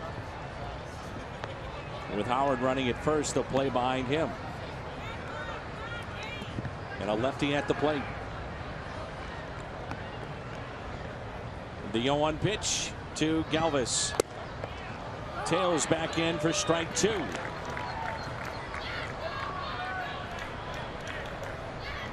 And we questioned too in game 1 when the Phillies sent a runner on contact from third. Game 1 had a runner at third, less than 2 outs 3 different times, didn't score. And they don't score here potentially. Galvis, a ground ball. Molina wanted it up. He got it there, and some boos. Instead of 5-1 Cardinals, it's still 5-0. It'll be Garcia, Piscotty, and Carpenter. There are a lot of foundations, Dan, but I'll tell you, that to me is one of the truly great foundations, that Make-A-Wish Foundation, where children get to make a wish and it's going to come true. Brings tears to your eyes, and it's a wonderful, wonderful thing. You know, for years I had the privilege to MC their banquet and golf tournament. Yeah, I knew that. Yeah. They would bring out a young kid to tell their story and what the Make-A-Wish Foundation has done for them. It would blow you away, some of the stories you hear about. Man. People, after hearing those stories, would dig deep.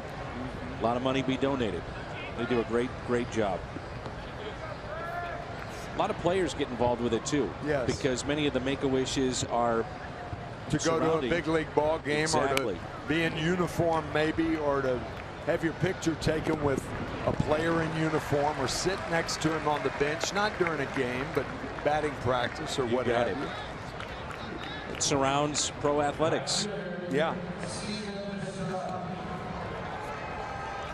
Stephen Piscotty has walked, grounded out, in a solo home run. Now, he was in a little bit of a funk, and it just looks like maybe he's starting to come out of it. What a difference that could be for this lineup. Fastball and a strike. It's funny how he walked in the first inning. Sometimes a walk, you're seeing the ball a lot better. You're seeing it deeper into the strike zone. Sometimes that helps hitting. Because I will guarantee you that you hit like you take. There's the home run. by Stephen Piscotty, a hanging curveball. I know a lot of people say, now wait a minute, that doesn't sound right. Well, it is right. Major league hitters will tell you that they hit like they take. Because of how they're seeing the ball. Yeah. An example would be, you know, a guy who's he's taking a fastball or taking a changeup, and his left foot's way out in front, 6 inches out in front than it would normally be.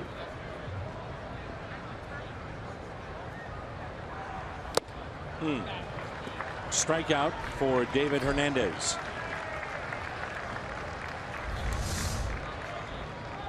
Good fastball. Normally, that is the pitch, however, that Stephen Piscotty drills that ball down in the strike zone. Now Carpenter twice has flied to left and walked.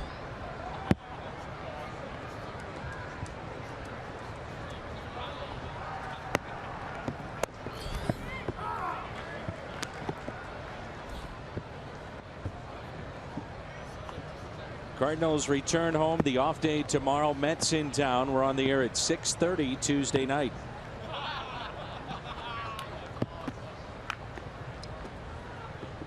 Rain has picked up. Foul back.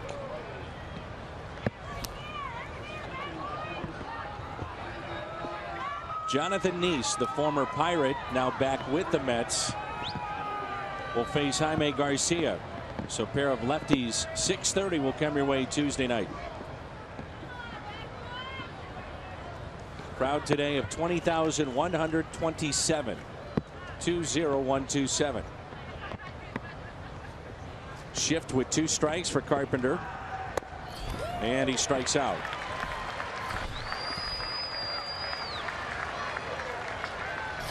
Time to stretch. 5-0 Cardinals. Partner will have the chance to dine with the Hall of Famer Mike Schmidt later tonight. What a career it was. Gary Lee Maddox, who was coined the Secretary of Defense during those great Philly years. We used to call him Casper Weinberger at the time. Casper Weinberger was the Secretary of Defense, the real one. And Gary Maddox, who could flat catch a fly ball. He was like Curt Flood in that regard. Mike Schmidt in the middle. That's Ben Davis to his left, former Major League catcher with Tom McCarthy. I told Mike the other night, and I think, you know, I'll stand by it, that the only guy who would upset or perhaps take his crown as the best third baseman in the history of the game is Nolan Arenado. You and I have talked about that on the air. He's on his way. Yeah, I'll tell you. And Schmidt agreed with that. Is that right? Yeah. He said Scott Rowland was awfully close. I said, well, I'm not too sure he was close, but he was a better base runner than you going from first to third. I'm telling you, if you had a chance to watch Scott Rowland on a daily basis, you may have a different opinion. No, I don't think I would. His defense was great, but he had to play more shallow than Schmidt. Schmidt was allowed because of his, I mean, he had a cannon for an arm. Sure. And he could play 15 feet deep beyond the line. Rowland played in the line a lot, and that makes a lot as far as, listen, I love Scott Rowland as a player. I'm not, I've given him the credit I deserve. He was not better than Schmidt. Peter Borges sits it out of play. You disagree. That's okay. You can do that. No, 500+ home runs. That's one thing. But defensively, 548. And we saw number 500 there. That highlight off Don Robinson in Pittsburgh. But defensively, boy, he was second to none, in my opinion. Well, Borges wearing the protective gear, barely even moved, and he gets hit by the pitch. That has to be frustrating for Mike Lee. Yeah. That's where he got it, right off the defensive elbow pad. Like being bitten by a mosquito. Mike Schmidt felt tremendous pressure from his dad, and that really drove him in his major league career. It drove him in some ways it affected him negatively in some ways. Out to right, and the catch is made by Piscotty. Outstanding play. That's a big play after a hit by pitch, and Mike Leake knows it. Good play by Piscotty of the shoestring variety. Good play. Back to the top of the lineup, and Hernandez. Borges back to the bag at first. Good play by Piscotty.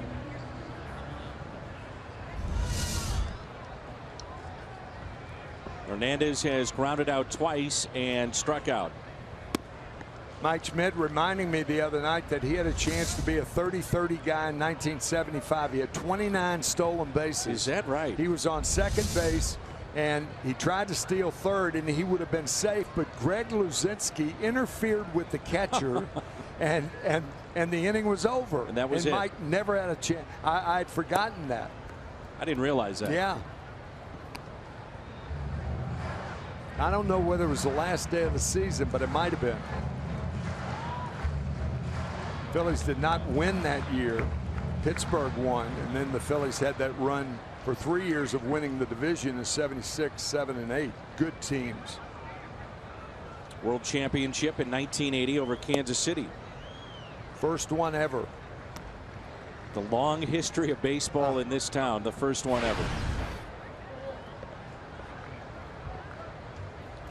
Tug McGraw on the final out. Striking out Willie Wilson on a high fastball. Willie Wilson, the center fielder of the Kansas City Royals. George Brett, a year that saw the American League MVP, hit .390. He flirted with .400 all year.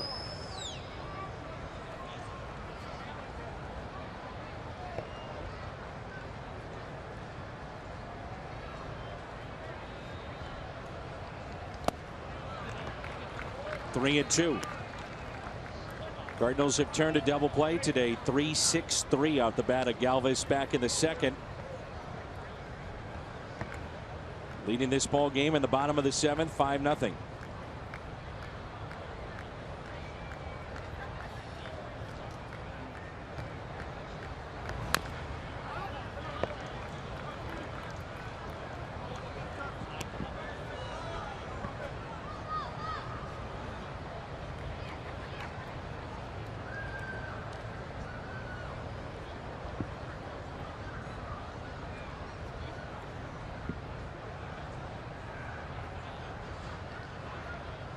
Three-two again.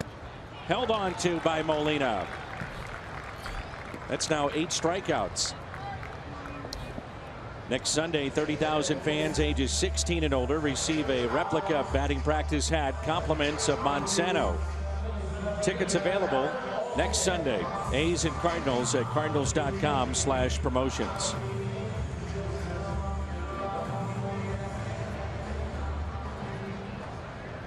There's Rick Hummel, the Hall of Fame beat writer of the Cardinals. The commish. Good man. Yes, he is. Strike one to Altair.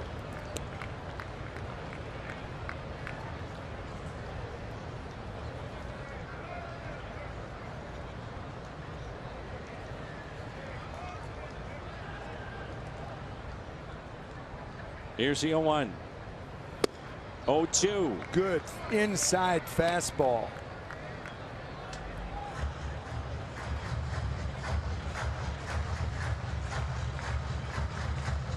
Throw that inside fastball in tight, and that prevents that hitter from going out and hitting those good pitches low and away.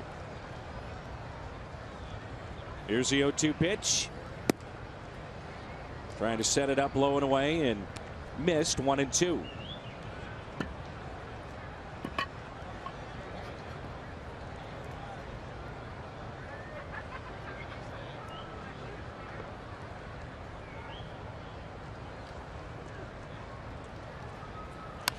Ground ball off the breaking ball, taken easily by Greg Garcia. Curveball again, Dan.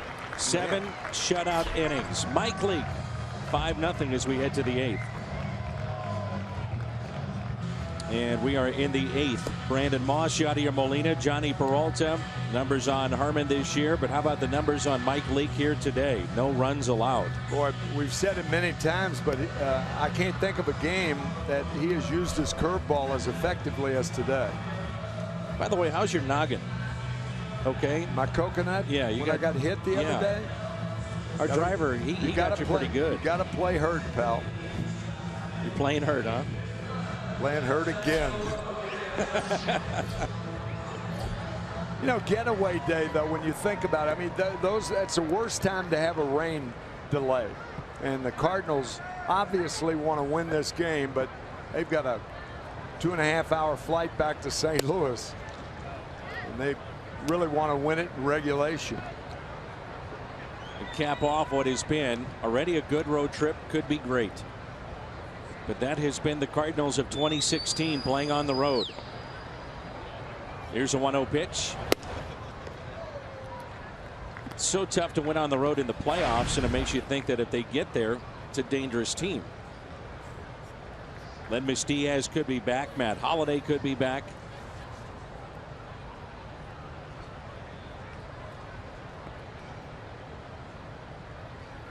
Just thinking of the funny stories that are connected with getaway day and on an afternoon game and food in the clubhouse. You know, afternoon game, these guys haven't eaten since early this morning. So obviously it'll be anywhere from 4 to 5 when this game's over Eastern time. And Joe Schultz used to be the third base coach for the St. Louis Cardinals. And the way he would do this, everybody's got a little system. So Joe would go in the 7th inning, okay, and fix his plate like chicken or slaw, whatever, put it under a towel, put it in his locker. Moss pops it up. Ruiz giving chase. And makes the catch. Boy, what a nice play that is. They had the shift on for Moss, so Franco was nowhere to be found.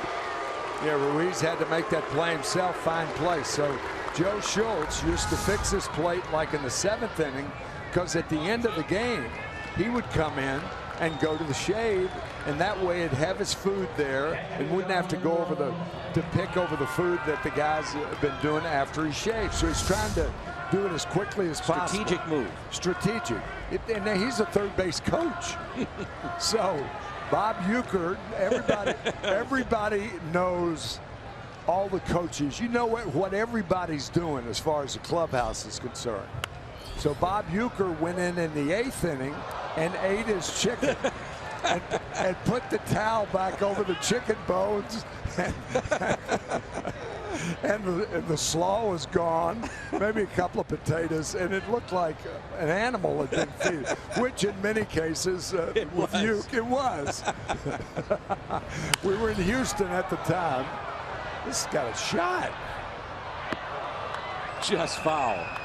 Was out, but a foul ball. But anyway, that was the funniest thing, and everybody knew it, because you naturally told everybody but the regulars, because they were involved in trying to finish the game. Right. So at the end of the game, Uecker made sure they all knew it too. So when Joe Schultz came out from shaving, everybody was kind of around, and they're watching from their little perches all over the clubhouse. And Joe Schultz takes the towel off the plate, and it's the bones that and it was everything. This is, believe me, it's a true story. And he was livid, really, because he was hungry. And well, you can imagine what came out of his mouth. Oh yeah. He didn't know who did it, but did they were going to out? He found out later, but there was no way that he was going to find out that night, because he was too mad. I mean, really mad. That's your old roommate, Bob Uecker. Bob Uecker. Leave it to you. Hilarious. It's great. A getaway day tale. And he is so funny to this day, too. And if you're in his inner circle, which I'd like to think we all are in the broadcast industry. And, yeah, I think so. You know, he'll pull you aside and he starts telling you stories for 30 minutes, and your side is hurting. His Bowman is getting loose. It's the way he recounts what went on. and very few embellishing, because most of the stories of which he was a part are hilarious, and he doesn't need any embellishment. His delivery and how he does it. Oh, it's just great. To just break Johnny Carson up. He had the most appearances ever. 103, I believe. Yeah. It's over 100. Amazing. Mr. Belvedere. Barry Doyle. 0-2 pitch. Just a little bit low.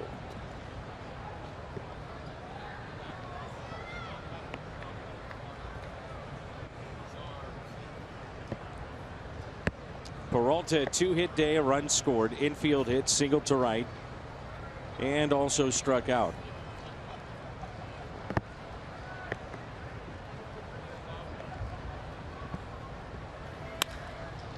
Yanks it foul.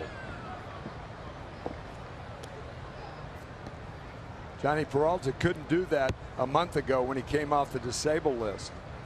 Pull those balls hard foul, but you can see his strength getting, his speed has never been there, and laying out that long run in the bases is a little tedious at times.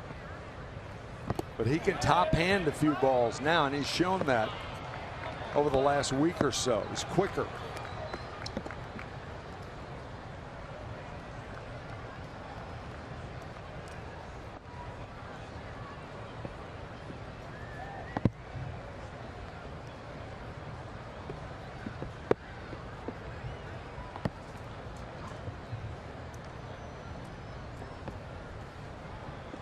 Two pitch. Takes it to right center, and that ball is down just past Herrera. And Peralta back-to-back 3-hit games against the Phillies.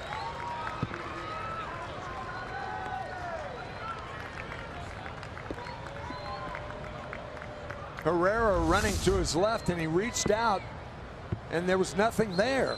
I mean, it looked like he thought he had a play on the ball, but the ball's tailing away from a right-handed batter hit it. So just out of squeezing his glove. I mean, how many times do you not even touch a ball and squeeze your glove? It's odd.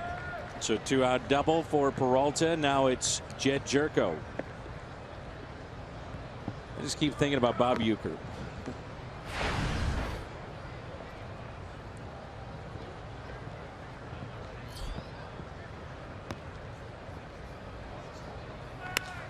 Jerko pulls it foul. Bob and his wife Judy have a place in the Ozarks. He's still got so much feeling for St. Louis. Sure does. I mean, Milwaukee is his number one town. But another story about Uke is his father Gus had his legs amputated because he was a diabetic, and he used to love to go to a bar in Milwaukee, in the German section of Milwaukee. Foul tip off the mask of Ruiz. Popped the mask. Wow. But anyway, it's such a warm and tender story. I remember you, as his roommate in St. Louis, he used to tell me, my dad's not doing real well and something's got to change. So he had both legs amputated.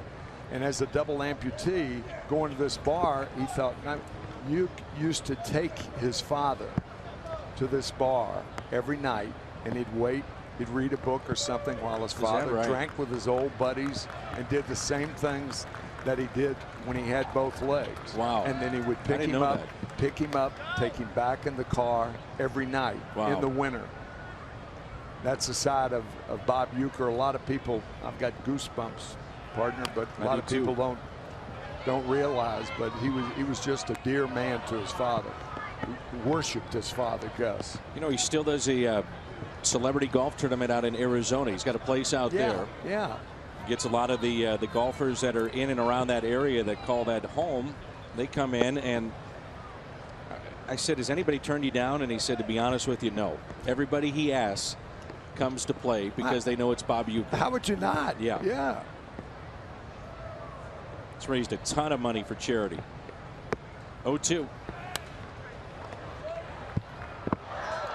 And I never thought we'd have a tuba in the booth with Shannon, McCarver, and Euchre, but we had that earlier this season. Earlier this year. The tuba story is, Bob, of course, before the first game of the World Series in 1964, when Bob Cuban and his band took a break, Bob picked up the tuba and started shagging with it in left field. And the two guys who appreciated it as much as anybody was Mickey Mantle and Roger Maris. Right. Broke them up. 0-2. And Bob assessed $200 for tuba repair. The Cardinals took it out of his check. The Cardinals took it out of his check, and Bob is still to this day not happy about that. Bob Howsam was general manager. That ball scoots away. Tough inning for Ruiz. And now Peralta advancing to third. Uke is not traveling for the most part to the East Coast. If he wants to make any trip, he can, but he'll always come to St. Louis. A lot of times he'll go to Chicago, not too far away from Milwaukee. Does the home games. And he does it, you know, when he does the games, he does them straight. Everybody's expecting, if you're not used to it, you're expecting, wow, here's Harry Doyle. No, he's just a very polished baseball broadcaster. Yeah, right. Takes a lot of pride in that, and he's been doing it for over 40 years, almost 50 years. 2-2. Hit out of play. I was doing radio on KMOX when I first started, and also TV, and I would do these sports updates, and I mentioned I'm going to have Bob Uecker as my guest. I'd already taped the interview, and Bob Costas was listening in St. Louis, and he called Uecker and said, take care of him. He's okay. And from that day forward, he has been tremendous to me. Like better than I could ever imagine. That's wonderful, and no surprise here. That's out to deep right, has a chance to leave, and it's gone. Opposite field home run, Jed Jerko. He now has 20 this year. The Cardinals, their third home run in this game. That guy is fired up. His kid has a souvenir, and Jerko has 20. 3 away from his all-time high as a part-time player with the Cardinals. How about that? Not part-time, though, here in the second half, but you're right. No. Limited duty, and he has made the most of it. Limited duty in the first half of the year. What an at-bat that was. And strong enough to hit it out to right, and he did.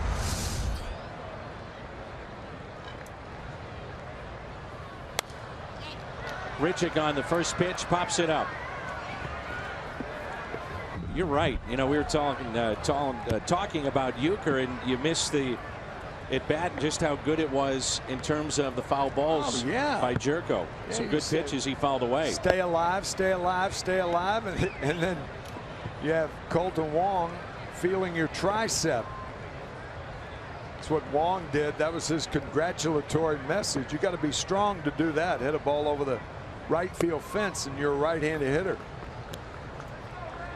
6 is a serious number. Any size coffee fountain, frozen drink tomorrow, just 50 cents at your local On the Run. Use the On the Run app to find your nearest store. You earned it.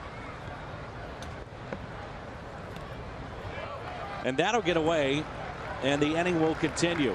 Richick.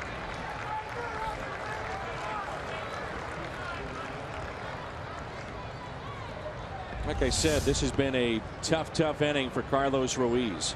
And it's been a tough game for Randal Grichuk, now with 4 strikeouts, all swinging this afternoon. Man. Takes the edge off when you know your team's winning 7-0.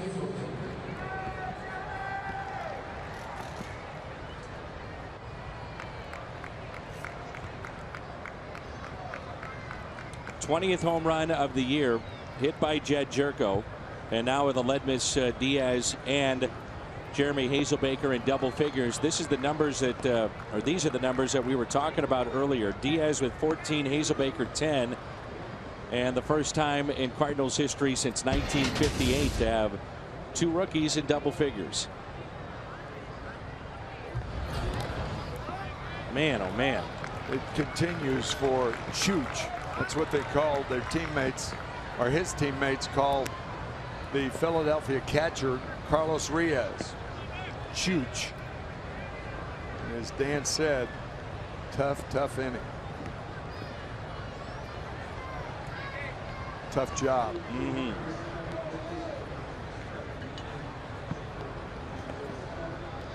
Here's a 1-0 pitch upcoming to Hazelbaker. His home run was hit into the seats in left last night. Rain continues to fall here at the ballpark. Good cut. 1 ball, 1 strike.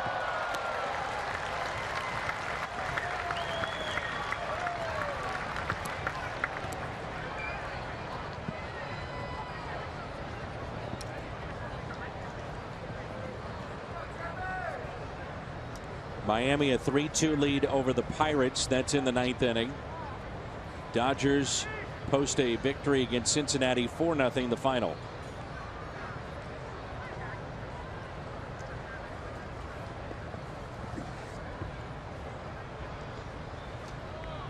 Runner at second is Randall Grichuk. And the 1-1 pitch. Inside corner, strike 2.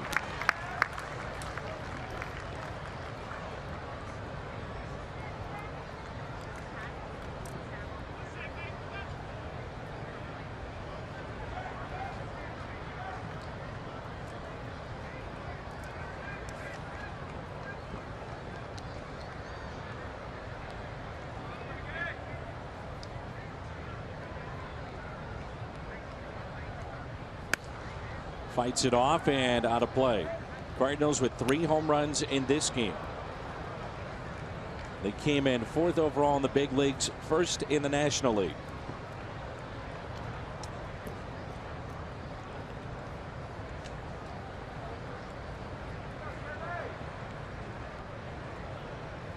So the first 20 home run campaign for Jed Jerko since his rookie year in the big leagues.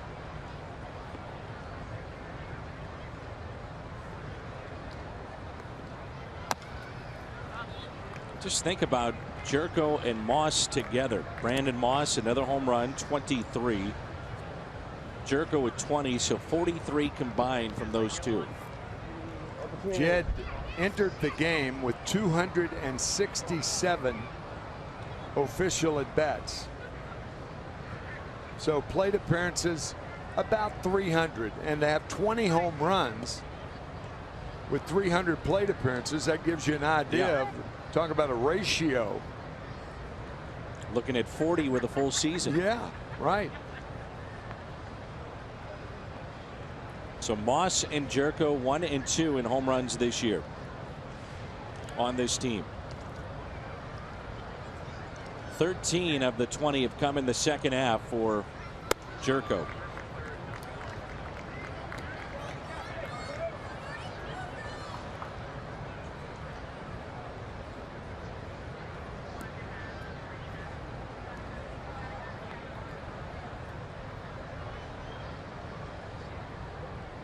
Two and 2 the count.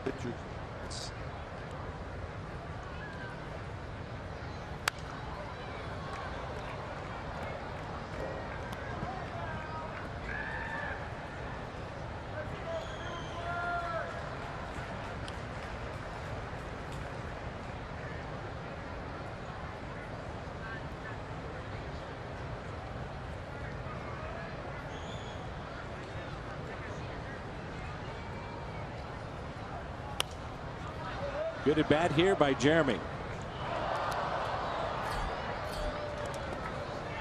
8 pitches seen in this at bat. Jerko, a number of pitches. Turned out to be a long inning for this right-hander. Frank Herman, pitch number 34 upcoming.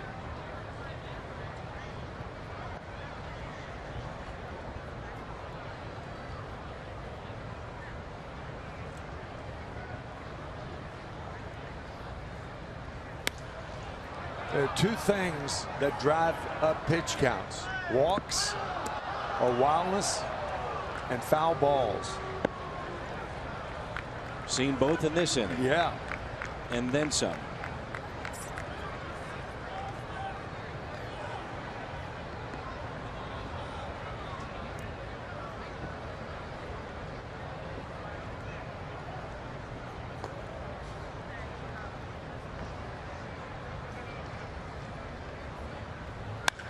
That's well hit. Deep right. Hazelbaker, two-run shot. No home runs just keep on coming. The second two-run homer in this inning. Number 4 on the day for the Cardinals. They're piling it on. It's 9-0 St. Louis.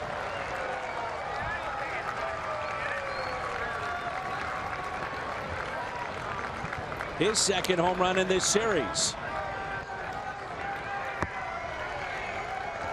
That was a blast. I mean, a real blast. Hanging curveball. Way out of here. And that came after a strikeout to Randall Grichuk. Right. That's right. A 2-out strikeout and a wild pitch. He goes to first, second on a wild pitch. And then Hazelbaker with a home run after fouling off a ton. Unbelievable.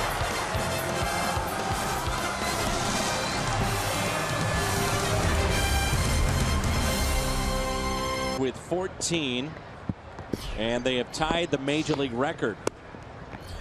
It was still over a month to go. Number 15 would be the record. The record now held by the Cardinals here in 2016 and the Giants and Diamondbacks of 2001. Inside to Garcia. This is our Chevy call to the pen. Severino Gonzalez first appearance in this series. As Tim mentioned, the inning was extended because of a strikeout. Then a 2-run blast off the bench by Hazelbaker. Inning started with a pop out and a fly out. So there was 2 outs and nobody on. On 3 pitches. On 3 pitches. Peralta doubles just out of the outstretched reach and glove of Herrera. 2-run homer by Jerko. Strikeout of Grichuk. He advanced on a wild pitch. And then a 2-run homer from Hazelbaker. Rain is picked up. Don't look at me like that. Garcia, base hit into right center.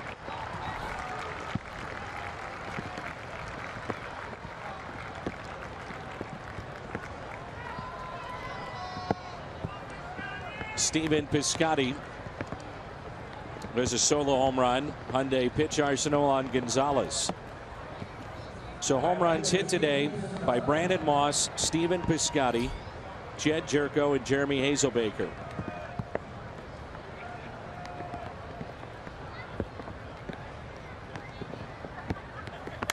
Remember our keys to the game way back in the first inning? Saying the keys to the game today is for the Cardinals to get ahead. Boy, have they gotten ahead. 9-0. 1 in the first, 3 in the fourth, 1 in the fifth, and 4 here in the 8th, and still hitting.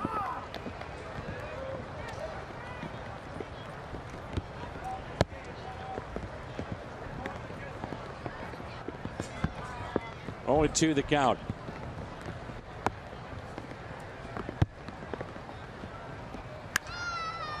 That's yanked foul.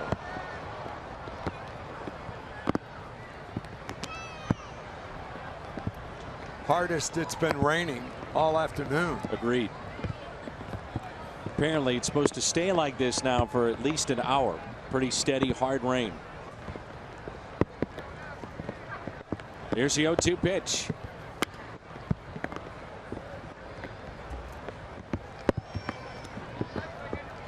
Those bats have done some damage.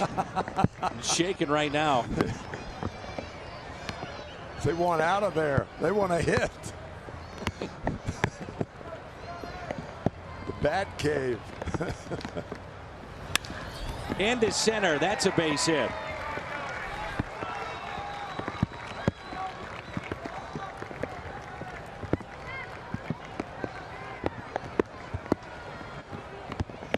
Runners at first and second. The batter will be Colton Wong.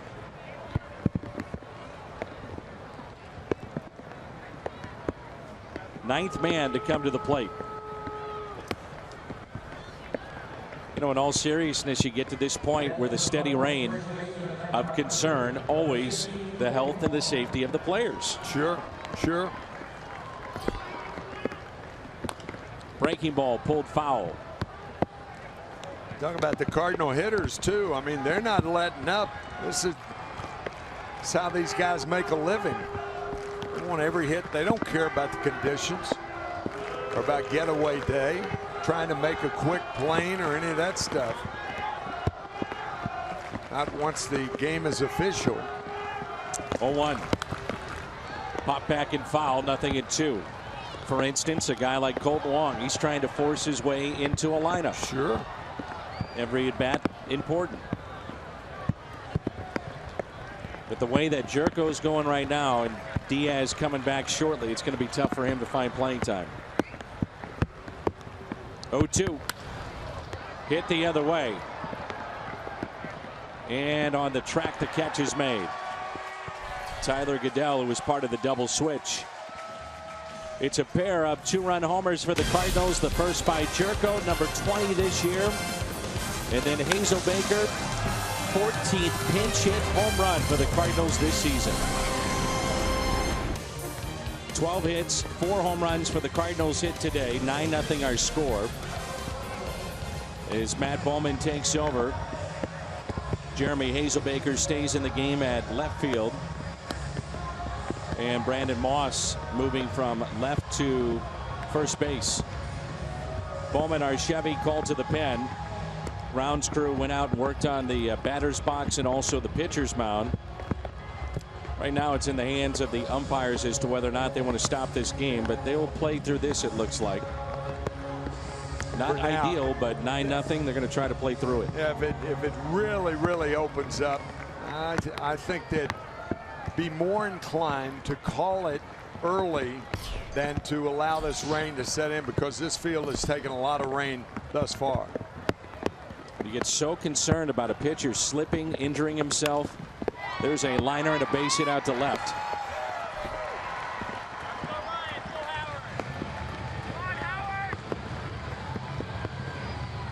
Yep, they're calling it right now. They're calling a delay. Bill Welke, I guess that was to exchange balls. That's a wet infield out there right now, boy.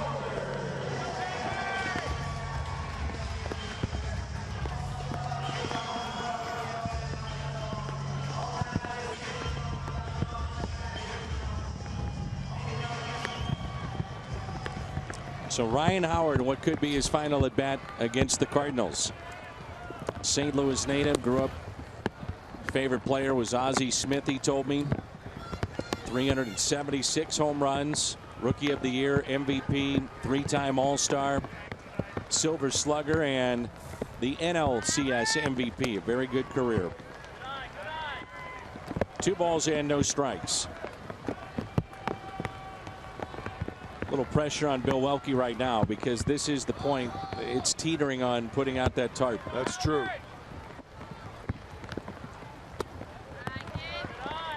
No walks. That's what pitchers tell themselves in situations like this. But 3-0 to Howard from Matt Bowman, and it's easier said than done when your hand and feet are slipping all over the place.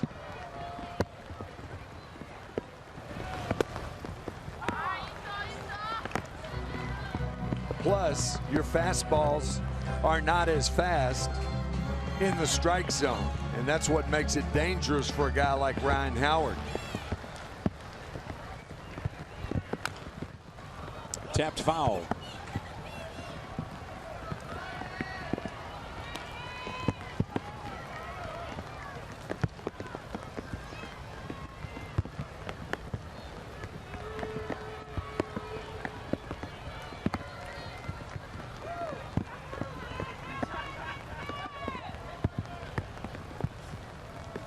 Three-two pitch, slowly hit. Out at second, and Howard safe at first. Lumbering down that first base line.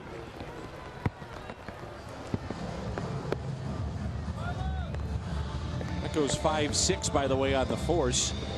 Fielder's choice because of the shift.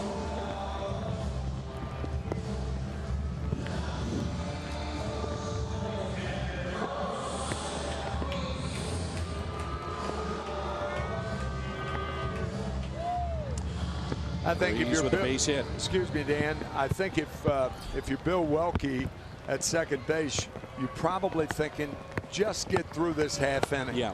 And then I don't think you're going to have the Phillies say anything if they call the thing because of a 9-run lead by the Cardinals. By the way, the 10th time the Cardinals have had 4 or more home runs hit in a game this year. 10 times they have done that this season. That's a franchise record. That's at least 40 home runs in 10 games. Quick math. Yeah. Back to Bowman. Out at second, and there's your double play.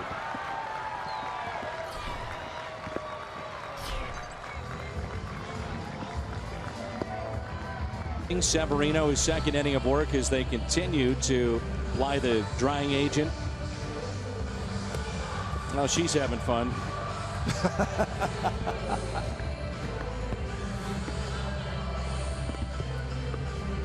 It can be tough on the fans. Oh, yeah. At least they have an umbrella. I don't see too many umbrellas out here. Maybe a handful. Most of the crowd back under the rafters, trying to be protected from the rain. A few ponchos out. And then there are those that are young and tough and need nothing. That's one way to put it.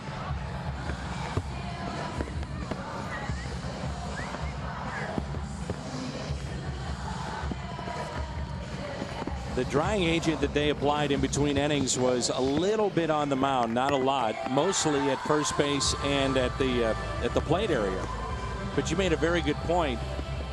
We always talk about the work that they're doing here. In the outfield is where you get concerned a lot. Yes.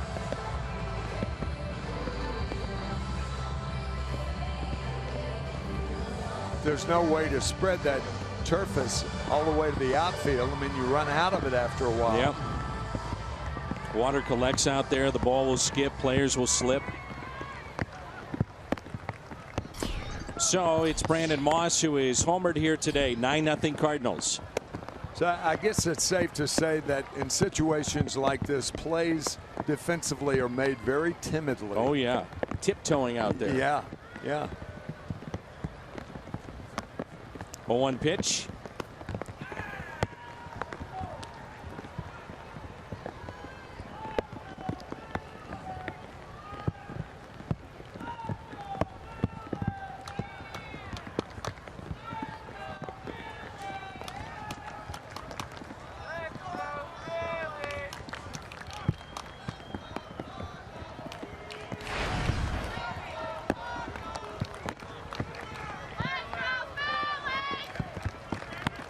Two RBIs for Moss here today, up to 56.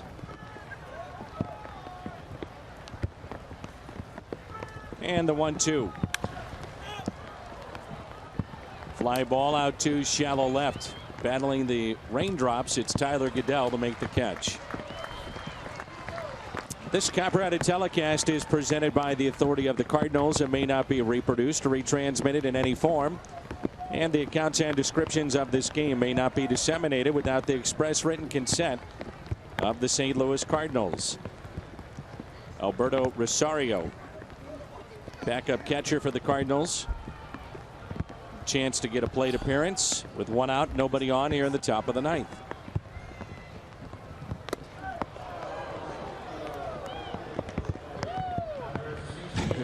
Alberto waiting for a shot to get a pinch hit, perhaps. Gets one up and in for his first pitch.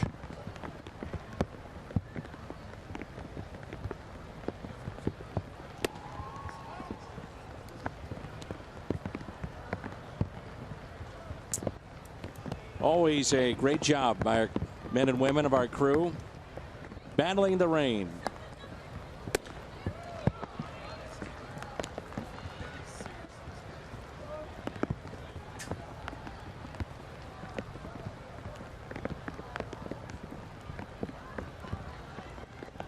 Those fans right behind home plate look like they're having a blast.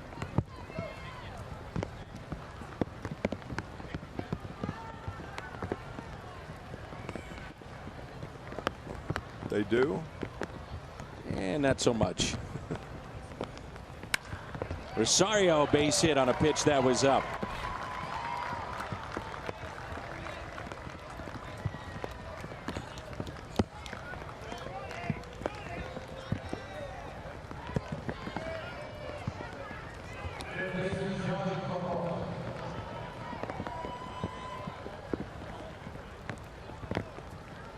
I don't think Johnny Peralta, since coming off the DL after being on it for 3.5 months with that bad thumb, has had a 4-hit game.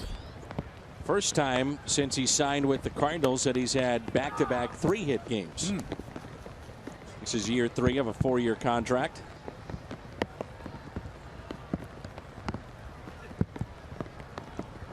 You could guess the attendance right now, but you'd have to name them too. Not many are left here at the ballpark. See that the puddles are starting to form a little bit. The infield dirt. All over. Slowly hit out in front of the plate. Ruiz makes the play as he called off Severino, and Rosario advancing to second base. He made the play and slipped after the throw to first. That's what you were talking about, Dan. You just don't want a situation in a 9-0 game. Watch Ruiz, number 1.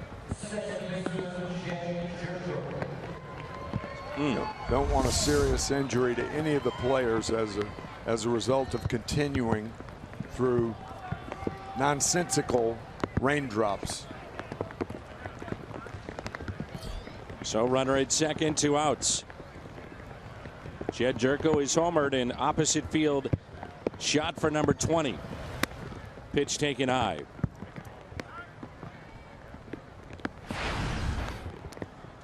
Two for 4 on the afternoon.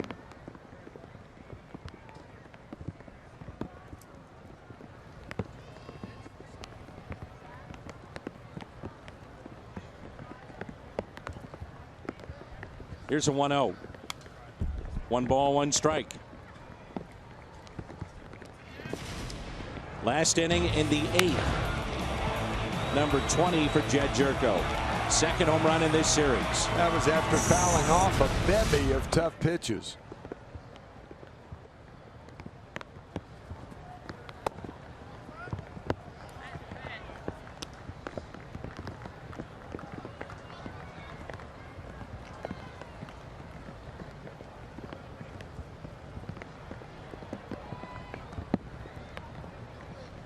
The 2-1. 2-2 the count.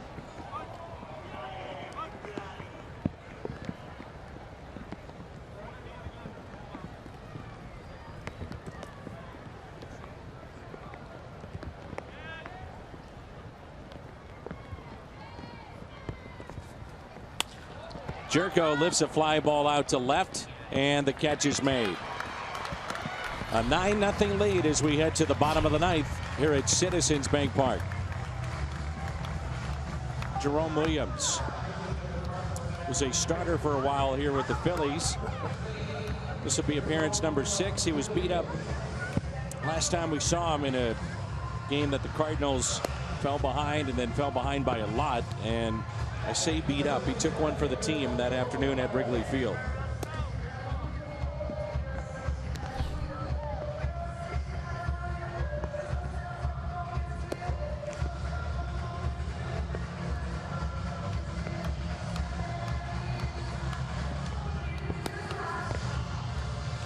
Just laughing at up on the board, they've got all the dancers, the fans, the ones who have braved the elements here at Citizens Bank Park, boogieing down. That's great.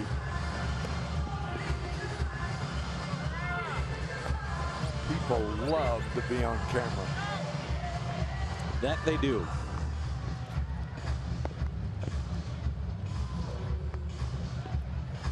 We'll just let Tommy take you to the through the sights and sounds here at Citizens Bank Park. The electricity as we get set for this bottom of the 9th.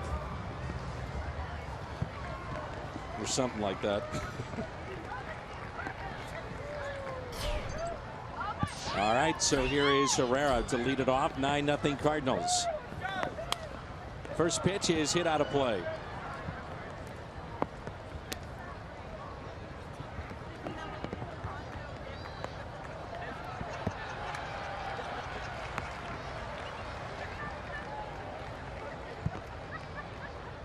On one pitch. So the Cardinals split in Chicago after losing the first two. Remember that first game they lost in extra innings. A sweep in Houston, 2 games, and now a chance to make it 2 of 3 here against the Phillies. And a base hit.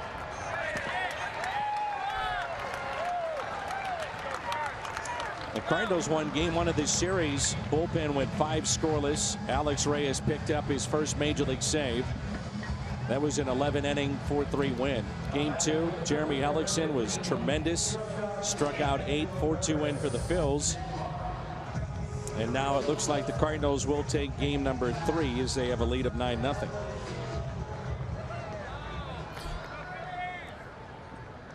Here's Emmanuel Burris.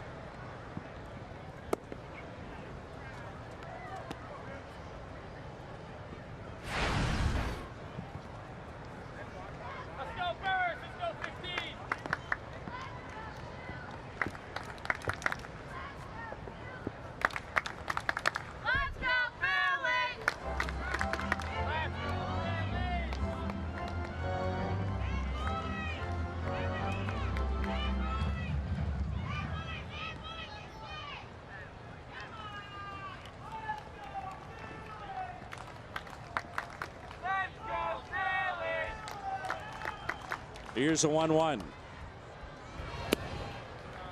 Taken low.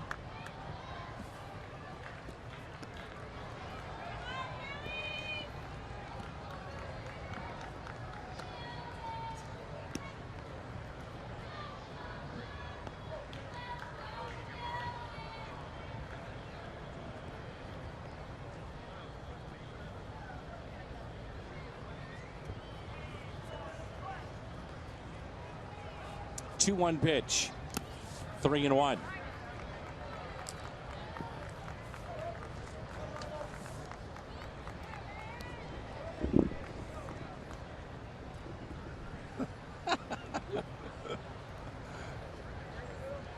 You could see the little girl. She asked her mother, "Do you mind if I do this?" And then Mom said, "Absolutely not. Go ahead and wear yourself out."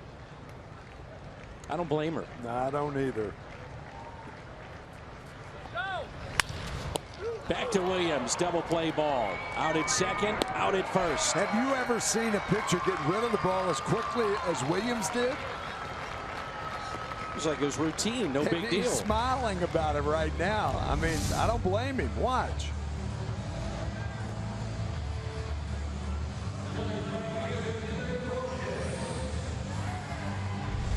Boom, boom. No big deal. So the Cardinals turn their second double play of the afternoon. Getting her running in. Here's Borges. Borges lines it into center, and the catch is made by Rando Grichuk. And a rainy afternoon comes to a close along with a long road trip. And the Cardinals hold on for a 9-0 win, and they take 2 of 3. Playing 9 games on this homestand and finish up winning 6 of those 9. So they're 6-3 road trip, and once again continue their superiority, the best in the National League on the road. Cardinals improve to 10 games above 500. Mike Leake improves to 9-9. Let's a look at his numbers today. Our Budweiser player of the game. Post-game show will come your way next. 9-0 the final.